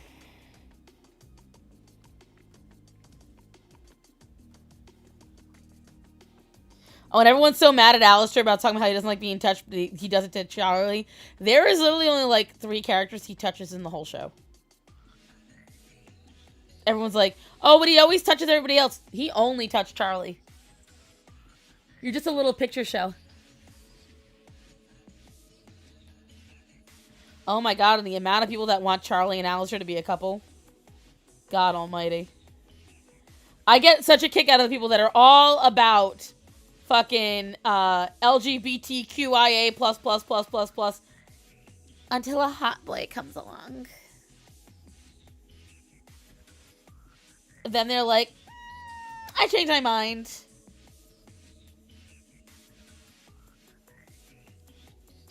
I am so sorry that I am so quiet, but I need to find these pictures. This is why, if anyone ever wonders why I do not video game and stream, this is why. None of you would exist. None of you would exist.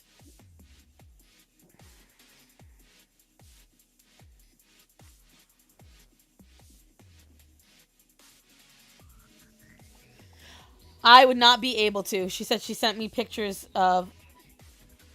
Hunty, what AI shit is that you sent me? What the fuck? Ma'am. Don't do that again. That was horrible. That was scurry. That was scurry.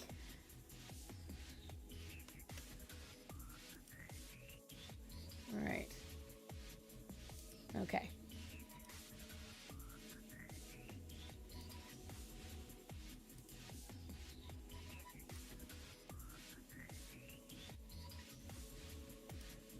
Now, observe.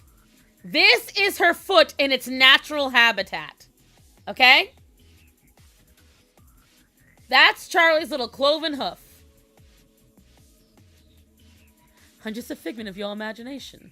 It's an old interview where Alex said, what does Adam's body go after he dies? And Alex said something like, wait a year.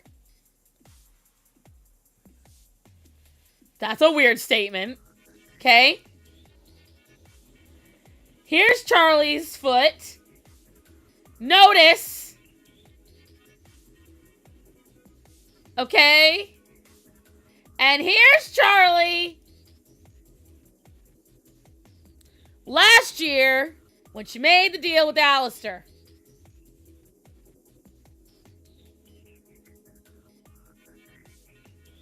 Do you see what I see? The consistency is so beautiful.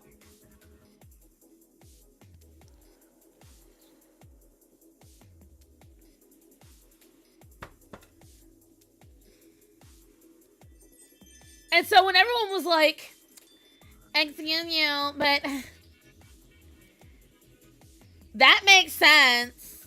Oh, you can't see it. Shit, hold on. Cover by my banner. Hold on. I'm going to turn off the banner for a second so I can do this. Graphics. Let's turn you... Where is it? Hide. Okay. Ashbet. Ashbet. My fault. I'm blind today.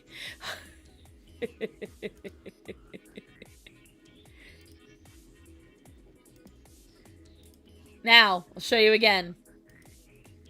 Right there is Charlie's feet. Okay? This, the one in red, that is Charlie. Hi, Rachel. So, to the left is Vaggie. To the right is Charlie. Okay? That's supposed to be Charlie's foot. That big red cloven toe. Okay? Now, there's Charlie's feet. When she is up in shoes with Vaggie. Okay? These are from this season. Okay? Glad Charlie doesn't have to worry about Alistair's deal anymore. I agree with that. Why the fuck can I see through my right eye today? Because the Lord wanted you to see the truth. And then we get to Alistair's deal. What are those?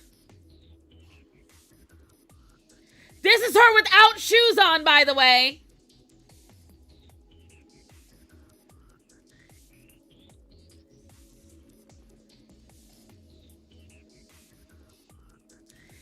That's her bare feet last year nearly the end of the show. So when people sit there and go, oh, that's how her feet have always looked. No, the fuck they haven't. It pissed me off because her feet look so ugly in that song where it's supposed to be so sexy, and I kept getting so confused because I'm sitting here saying, why is she wearing pants? Why did they give her a floor-length dress and slacks? I was confused. I was confused.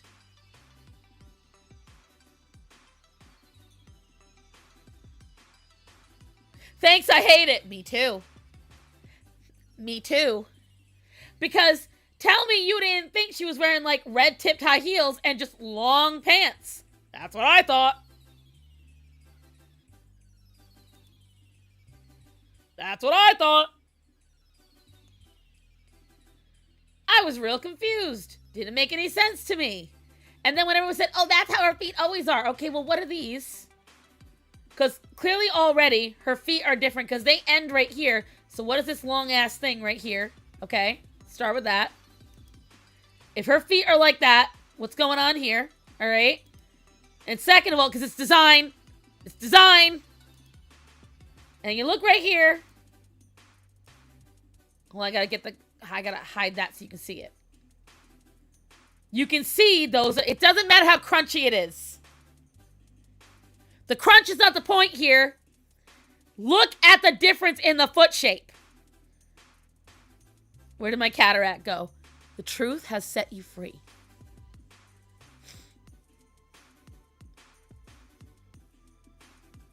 Maybe her emotions. So the happier she is, the more goat-like she becomes. Cue the Twilight show. That's why when people were like, it's always been like that. No, the fuck, it hasn't. It's just little things like that that annoy me. It's little things like that that make me upset.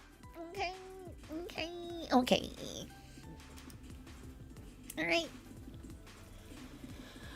Mandela effect. Silly stars on to expect continuity. I know. I'm quirky like that.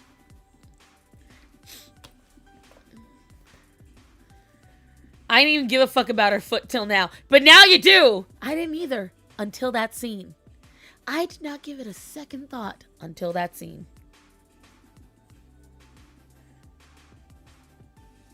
And you thank her for it. When did the Lord touch my eye? You're welcome. I know it, Tina. Here, tell everybody. Tell everybody. I know. My little angry girl. I haven't been able to see out of that eye for a year. Damn, girl. Okay, I'm gonna take my legally prescribed meth and hope I'm productive today. May the odds be ever in your favor. It's giving evil Powerpuff limbs right. It just doesn't make any sense. It does not make any sense. And now I get it. She's changed from her pilot design, but her pilot design didn't have that either. Had regular feet. I don't get it. I don't get any of it. I don't get why she's got to be a goat because, and again, her nose. Because I thought her mom was a goat, but her mom's got a normal nose. Her mom's just got the horns. I don't get it. Even Charlie March had normal feet. Do tell, Black Cats. Do tell. Starshine crashing over feet is his emo his experience. See, I love this stream.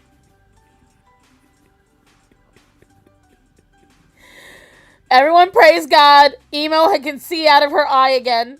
Clearly the Lord has touched her and has made me act all touched because I'm freaking out over a cartoon character's feet. Somebody literally got mad at me. Someone literally got mad at me over this conversation. They were like, her feet have always been that way. Okay. And the fact that you didn't notice it says a lot about you. Someone genuinely wrote that to me. Let me see if I can find the exact comment. Because I was like, this is the most retarded thing I've ever heard in a YouTube comment section. Let me go to my YouTubes.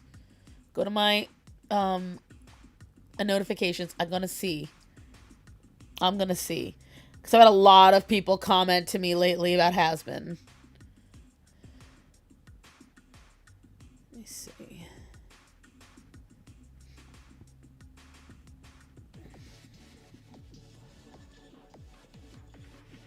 Now I've gotta find it. Doo-dah, doo-dah. Okay. I found my comment. Can we all agree the choice of design translated that with a bad one, though?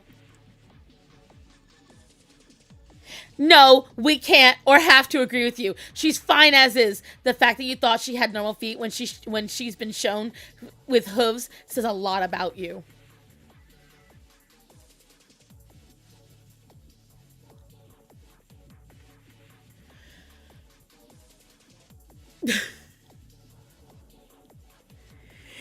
I wrote, girl, I think you need to take a breath. It says a lot about you. Ma'am, it's a cartoon. Seek help.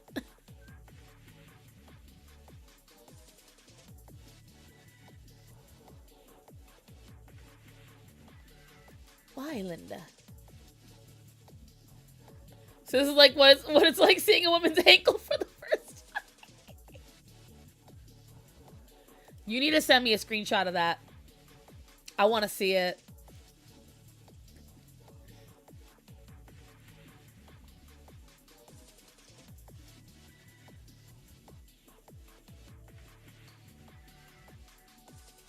Oh, and then someone tried to say that Vaggie isn't based off a moth when literally her entire hair is based off of Luna Moth's wings. Imagine getting present with someone noticing continuity error and chalking it up to a character flaw in you. I know! And a bad one at that. Like I should be ashamed of myself level character flaw. Like, shut the fuck up, bitch.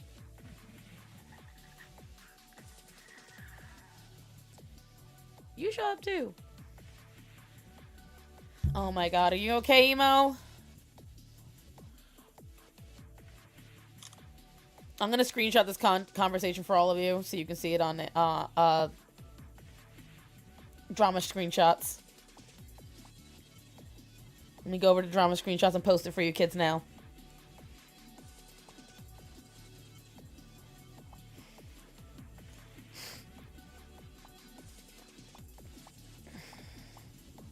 Also, guys, I got even more people going apeshit on me about that barbarian girls dressed up post. It was earlier this week. Literally, I had these artists. One, a relatively talented artist, but she's a they, them non-binary. And it shows in her artwork. I'm not trying to be a hater here, but it's just the truth. I could not tell if she was drawing men or women. They apparently were all women, and they were sapphic. The only reason I could find out is because they had tits. Otherwise, I wouldn't have known. And she was like, newsflash, I'm not a woman. And I'm like, yeah, you are. You have they, them pronouns. You draw only lesbians.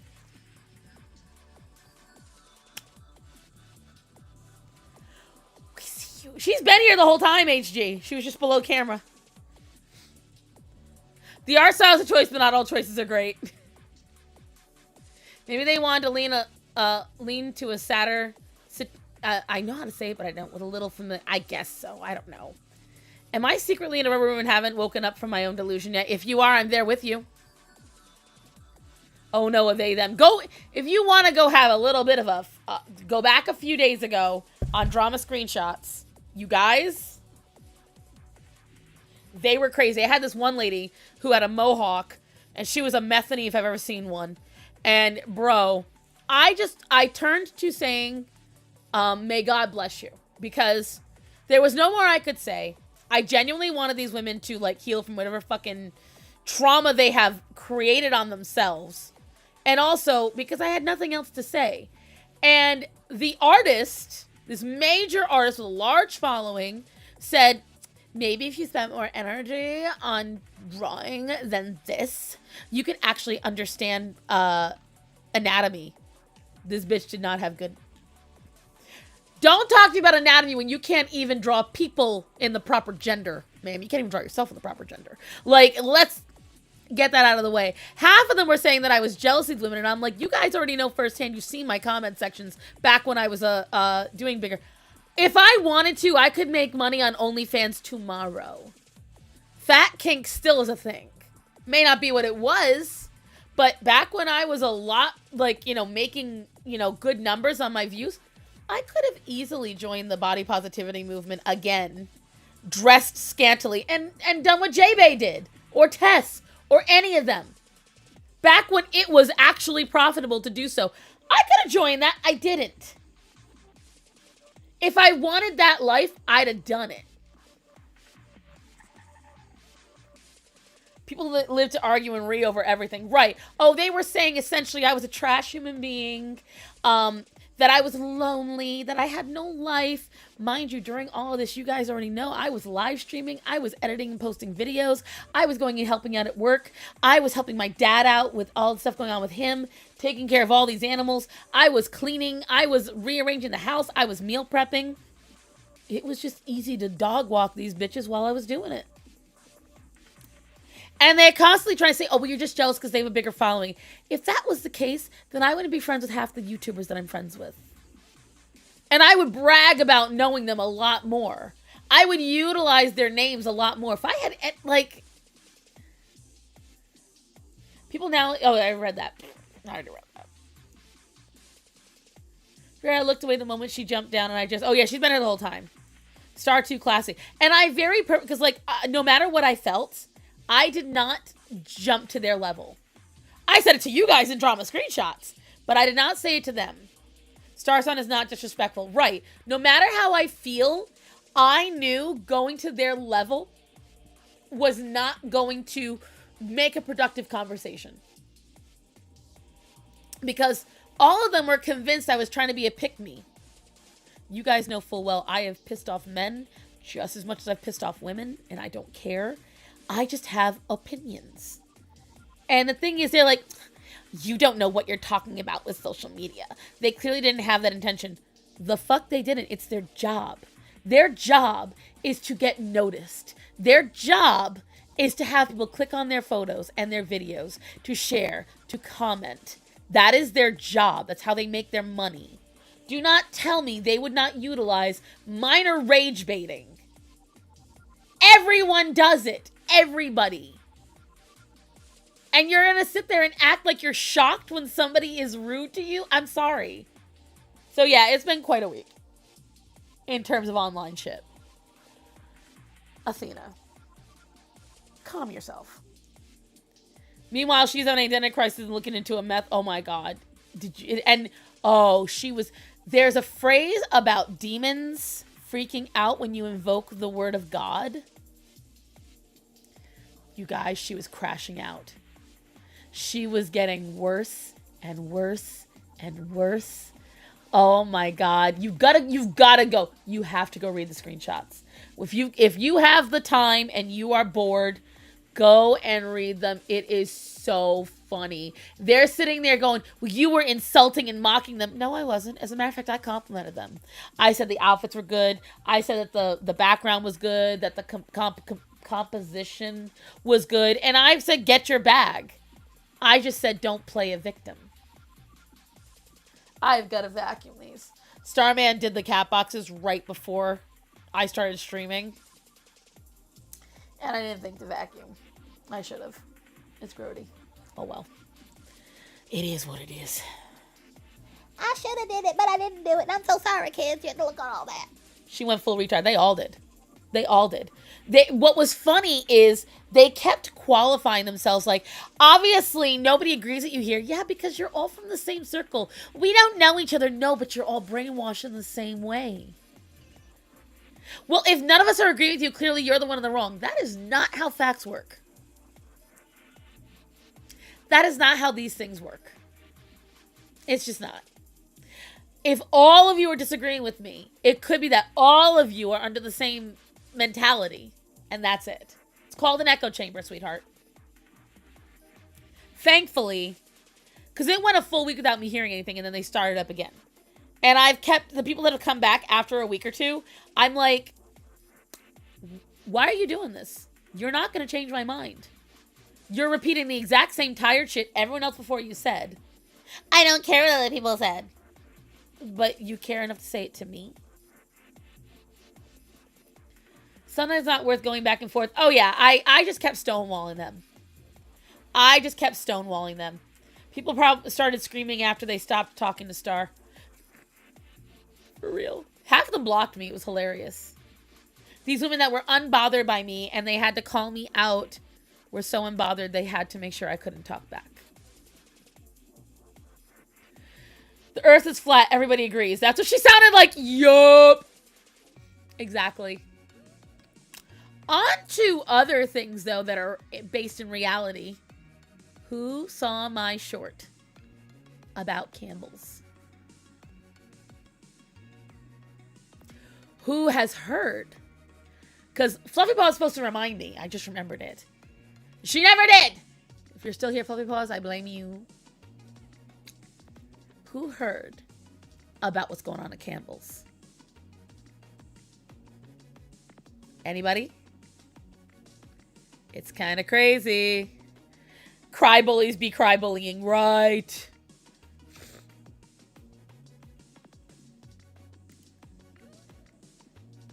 The vice president having that crash out.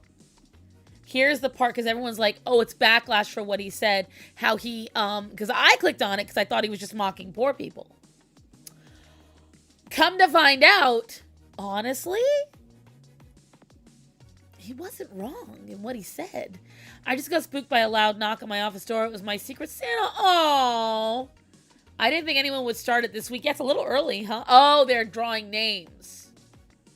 Oh, you just drew names yesterday? Wow. 3D printing meat. We already knew this was a thing. But he said point blank, he would not eat the products that he produces. That's a problem.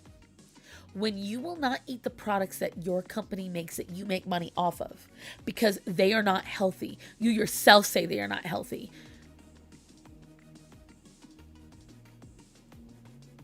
I should thank Campbell helping my rich iron and copper intake.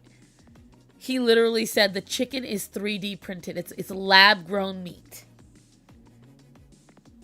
There has got to be some kind of law they are breaking by doing that. Before you guys ask, Athena is still on me. That's why my arms are not moving. She has trapped both my arms. It's literally, guys. What's crazy is I don't know how self-flagellating I sounded the day before. If you watched my Instagram stories, the video I did before was all my stories from the day before on Instagram. And is it too early to start playing Kisses music? Wait till Friday! Sorry, my laser pointing the cat to get zoomies. What about the soup? If you haven't heard, the vice president of Campbell's Soup in a secret meeting.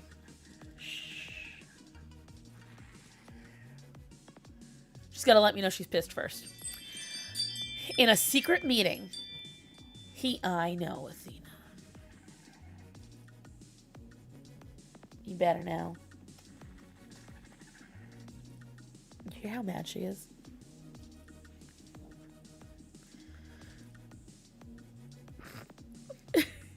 That little angry tail.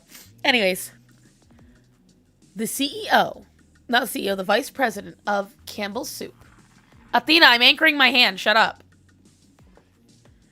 Came out, not on purpose. There was a secret recording in a meeting. And in that meeting, he admitted that the food was shit. He hated it. That he would not eat it. That they make bad food for poor people. Athena, shut up. And he said, I would not feed my kids this food. It is bad food. Who wants to eat lab-grown meat? I don't want chicken grown in a lab. So on and so forth. He wasn't wrong. All of it. And the day before, I had been on Instagram because I had just gotten through meal prepping a bunch of food. So I have meal prepped breakfast burritos for myself. I have meal prepped these high protein green bean casseroles for myself. I have meal prepped for Starman because Starman got 2 teeth taken out yesterday, right? So he could not eat what I normally make for him because in the freezer I have pasta and meat and his curry ready to go into the pans to meal prep for his work food. And I had all of his work snacks ready to go. Well, the problem is, because he had 2 teeth taken out, he can't eat any of that stuff. Any of it. All of it is too acidic, because Starman really likes acidic foods. He likes, cured olives. He likes pepperoni. He likes balsamic vinegar. He likes honey roasted peanuts. He can't eat any of that right now. And so I had gone and I homemade croutons. I haven't made the bread yet. I'm still intimidated. I need to do it. But I have to do a couple of things first. I got to finish cleaning the bathroom. I have to edit the video for Friday. All sorts of stuff. That being said, because, I got to earn my money, kids. Donations are wonderful, but I need to get you guys following me and giving me $1 a month, and I need to get these views up. So that way I make some cash. So that way we can keep this going. Yes.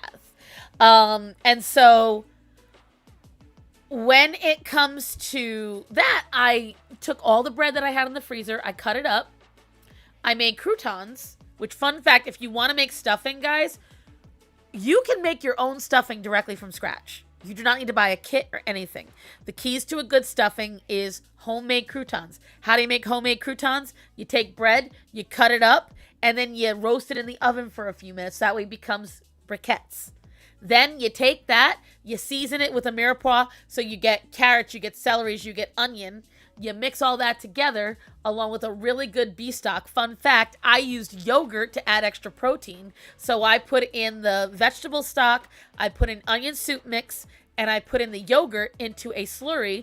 And that's how I made, along with chicken and peas and green beans, that's how I made his stuffing. I didn't buy any kits. I just scrounged up stuff from around the house, and I made him high protein stuffing, so that way he has something to eat. I can only eat Campbell's tomato soup now. If I want chicken noodle or something similar, I buy Progresso. Just make your own. Making chicken noodle soup is so easy.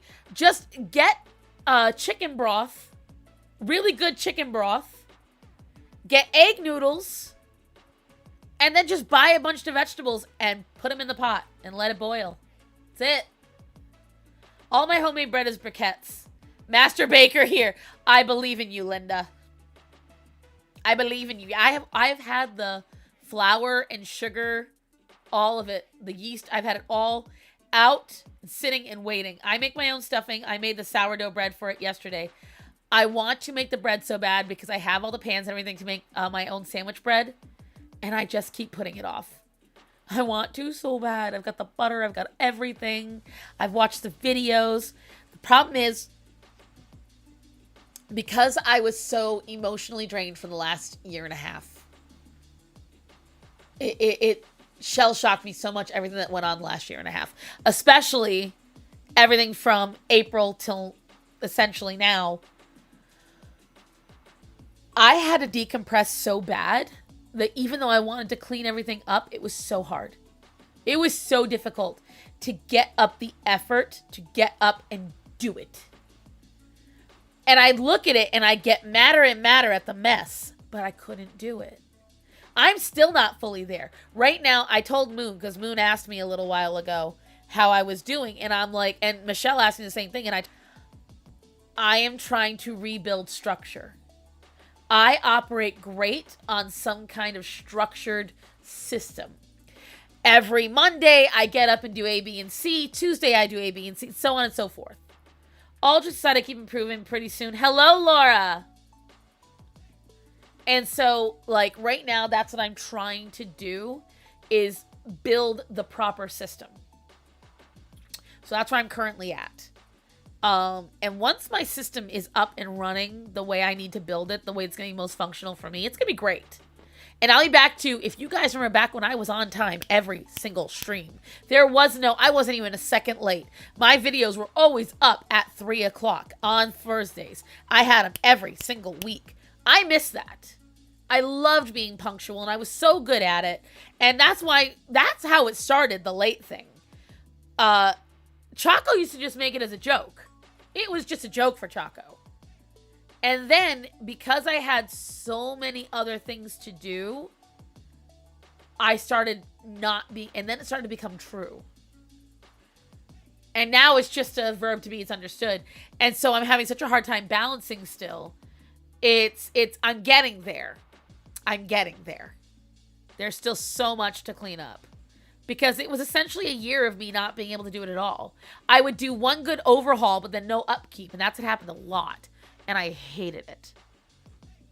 I hate that I have to leave my desk a mess like this just so that way this bitch and that bitch don't destroy anything. You were on time before? Shut up, you know I was. Okay.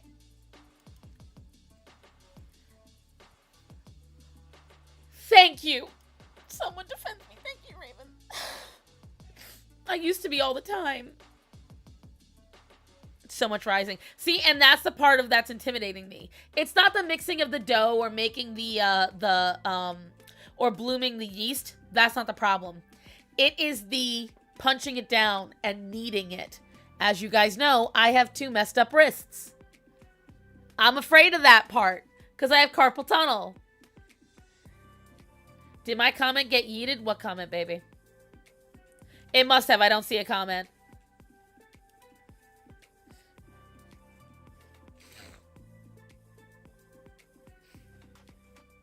But it's okay because I'm getting off soon anyway, Hunty. So I've got a lot of videos coming out. I'm trying to decide which one is good for this week. I might give a option for my channel members. All I said was, need structure, also me, keep a routine. That's weird. Don't know why it would eat that, but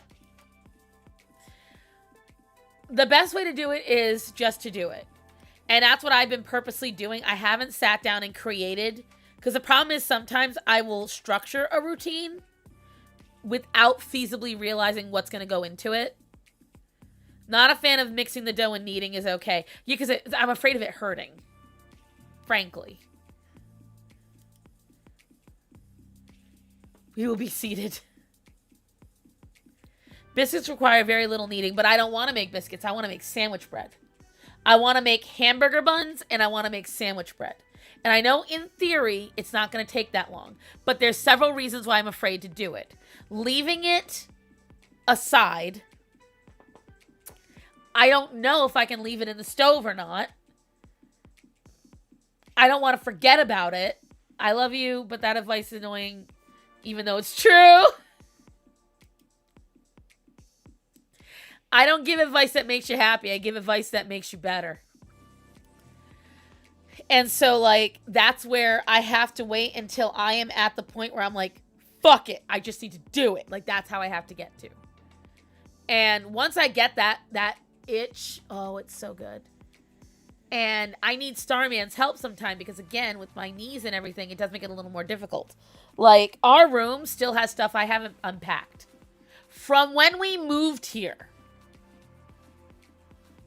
That's going on 7 years, kids. I just put them in a neat stack on the side of the room and that's it.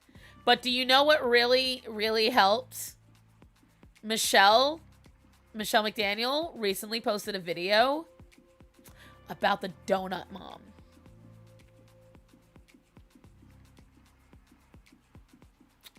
And that is a motivator. Can I give you advice as graphic design? Half of this isn't even about graphic design, baby. That's not what this is about me being on a cleaning schedule because the problem is when my house is not neat to my standard, it overwhelms me and then all I want to do is sit and read. That's the problem. But if you want to give me advice as a graphic designer, you go ahead.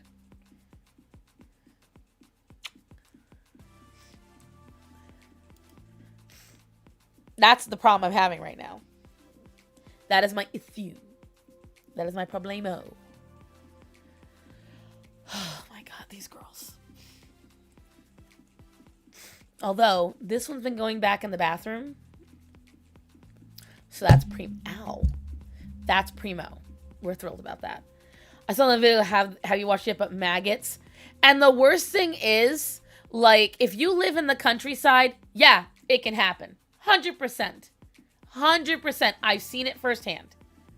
The donut mom needs a can of whoop ass. But my thing is, I can understand that if you're like, like with us, you're working 60 hours a week each, you're not home, you miss something. I get that. 3 adults, 3, and kids. There's no excuse. None. 0. When you have children in the house, it never, ever, ever can get to that point.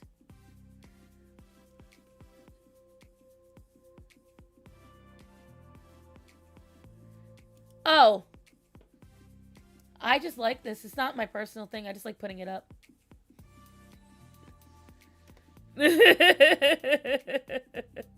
I didn't make this. I just use it because it's fun.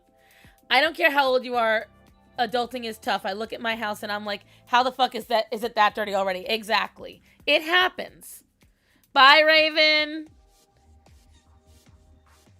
Need to get back. Well, you need to get back to it, HG. Donut Mom did have maggots. My thing is, all right, so here's the problem, all right? We all get to a point where our house is an embarrassment. I have absolutely been there. Do you know what I don't do? I don't leave my house as an embarrassment and then get on a live stream and show it off. And then act like it's normal.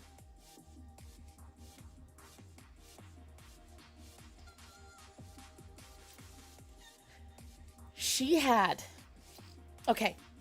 See the pile of boxes behind me? These are all brand new art supplies. The sink was piled that high with dirty dishes. That high. Before they got on the live stream. And while the floor was littered with rabbit shit. I thought my bedroom was bad with the cat crates. Okay?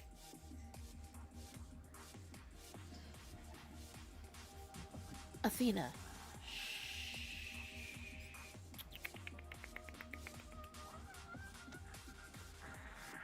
Then you're getting down.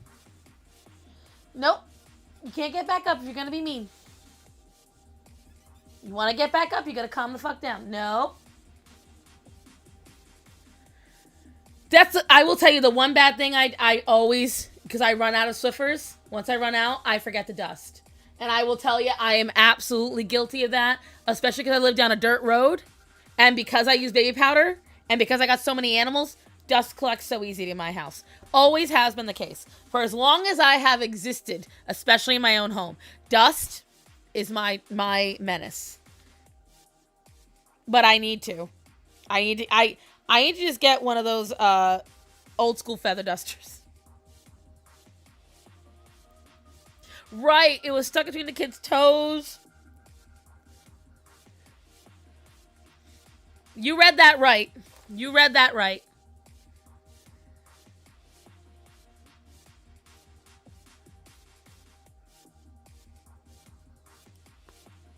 Oh, that felt good.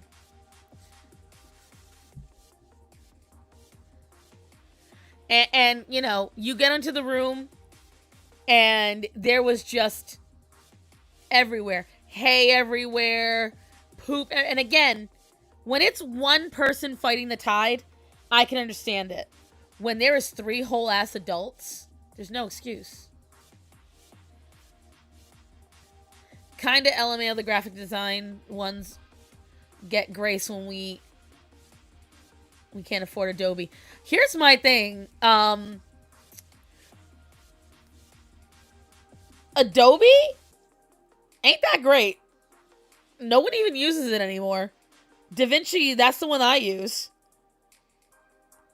And that's why if you look at it, I use very straightforward, regular, legible characters. When I'm on stream, I use that talking one because I think it's fun. But in my videos, I use straightforward font.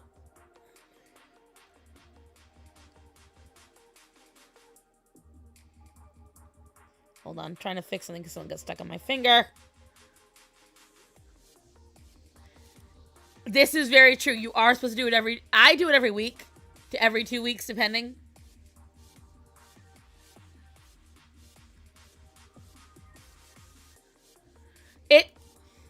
Because you got to realize when I moved into this house is the year that Mom and Brandon died.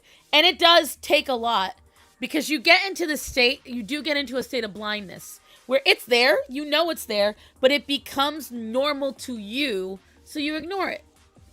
But you have to acknowledge when it's not good. She doesn't do that. She's acting like she has a pile of Amazon boxes, just empty Amazon boxes. Throw them out. No. It's where her cats chill. The only time the Amazon boxes stick around is if for a little bit Athena decides to park her ass in one for a little bit.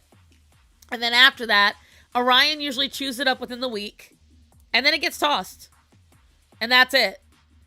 And when he chews it up, you would think I never swept my floor. Because he generates dust and trash. And he can take one cardboard box and you'll be finding pieces of it for months.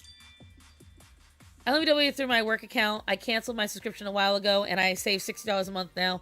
I just wasn't using it outside of work, so I pay for it. I know. I was taught only in Adobe, and we only have Canva. I'm going to tell you right now, Hunty, do yourself a favor. Teach yourself outside of those. DaVinci is one of the top programs. It's pretty affordable. Yes, it's live. And that's somebody asking on Kick. I don't know any of the graphic programs. I'll be trying to learn. So I will tell you, graphic design wise, Clip Studio is great. And a lot of people use Clip Studio, and it's so much cheaper. It's only $12 a month for Clip Studio compared to the $60 a month for Adobe. And DaVinci's free.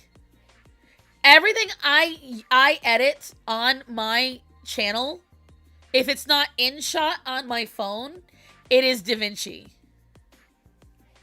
Yeah, I'm just talking plain and simple, like if you're going for editing and it's a one-time cost, whereas Adobe is not. Adobe is AIDS, I know. Adobe actually got rid of one-time purchases, plain and simple. You cannot just buy Photoshop anymore. You can't go out and buy. Adobe is the Apple of editing programs. It's the best way to put it. They have all the name and none of the benefit. I knew a once who wasn't a hoarder. She was just gross. Shower cat shit in the shower stall. After a month of visiting, I realized I never sent her let the dogs out. I'm going for free, so I don't have to bother my boss about any of that mess, honestly. I'll be looking into free adjacent ones. Then you should get Ibis. Ibis is free, and it's great. Ibis is fantastic. Yep, let me tell you.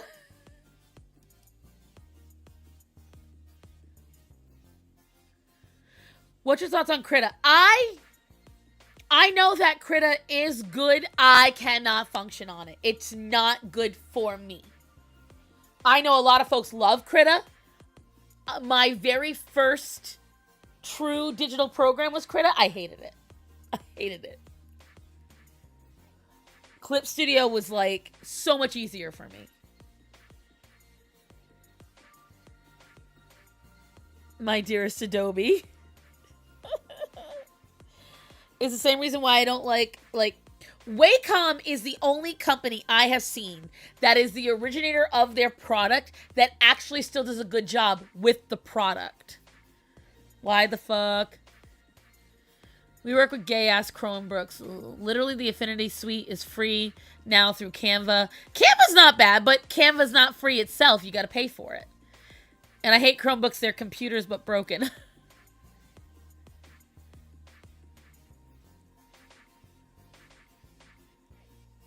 I was looking into Affinity LC about that. Fire alpaca? Why have I heard of that?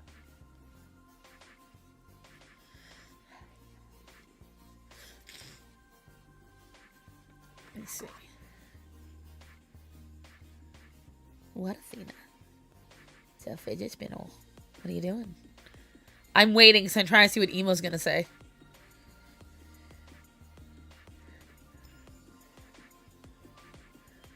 If you supposedly take a massive cut for offering the discount. They don't take any cut. They don't take any cut. I used Fire Alpaca once. I don't know it. I'll be the first to say that. I don't know it. That was their excuse. Oh, and Paint Tool Sai. I've used Paint Tool Sai before. GIMP. I've used GIMP. See, the only Adobe I ever used, Gothic's got me a pirated version. That's it. Oh, sorry, baby.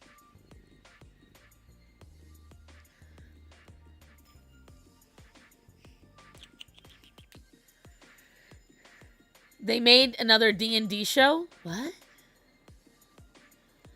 Oh, that's just why I still prefer paint and ink. I know.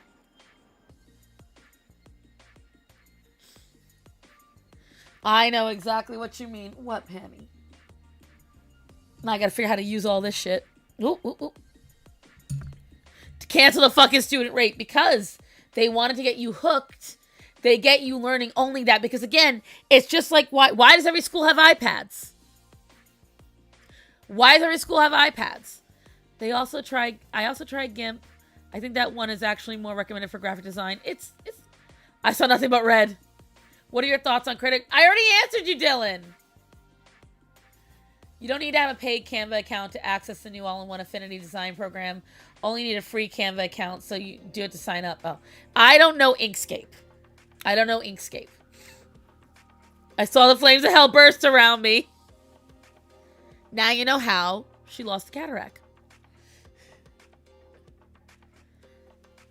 But, well, here's what I will say, guys. I'm going to get going. I am going to put up a poll to channel members on what video you guys want to see come out this week. I've got a couple more to film. When they announced that they made the statement, yes, this is free forever. We'll see. Krita is good, and I haven't done much with Inkscape, but it looks similar to Adobe. I found Clip Studio. I tried a bunch of different ones. Clip Studio is the one I will stand by. Clip and Ibis. They're good. But what's even better is what's behind me. Pen and ink, like HG said. I only subscribed for 3 months, and that's how they got you. Procreate updated recently and deleted all my brushes. Procreate, once again, another situation where the only benefit to Procreate is the brushes. That's it. That is it. Have a wonderful Thanksgiving. Yes, that's what I was going to say. Guys, I hope you all have an amazing Thanksgiving. I hope you have a safe day. I love you guys. I want you all to be safe. Have fun. Prepare yourselves because I really do think that this particular year, we're going to get a lot of angry people at the table. Come on, Athena. Come on, good girl. You're going to get a lot of angry people at the table, my fellow Americans. Probably all around the world. There's been a lot of, like, global issues this year. You know, all around the world. This year, we're going to have a lot of angry people. But my fellow Americans, for people who are celebrating Thanksgiving, do remember, it is a time to be grateful. Go with grace. Even if you're not a believer in the Lord, though I really hope you are. I'm going to end with this, and I want you to listen really carefully. And I might even, hold on. I might even make this a short, and I post it. Guys, it's Thanksgiving. Okay? While you may not be a follower of the Lord, I hope you are. I want you all to remember this. This is something very important. Please remember today is a day to be grateful. I don't know what you're going to be grateful for, but be grateful for something. Grateful that you woke up. Grateful that you have the chance to improve. Grateful that you have somewhere to go today. And maybe you don't have somewhere to go today. Be grateful that you have life. Thanksgiving is about being grateful for where you are. There are people that beg and plead and lie to come into this country.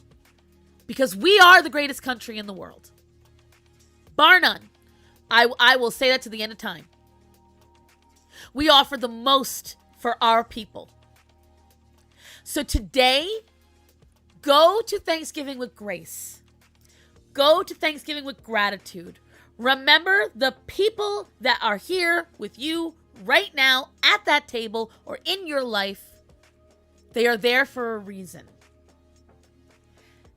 If you're thinking about somebody right now that you're grateful for, cherish every moment with it. Do not worry about politics. Do not worry about issues. Do not argue with anybody. Go there to be with your family. Go there to be in love. So as I end every stream, I want to remind everybody to remember to tell the people that are important to you that you love them and to be safe. So guys, I love you all. Be safe. And remember to be thankful that you are alive today and you have a chance to make a brighter tomorrow. I love you guys. Have a great day and have a happy Thanksgiving. Goodbye, everybody.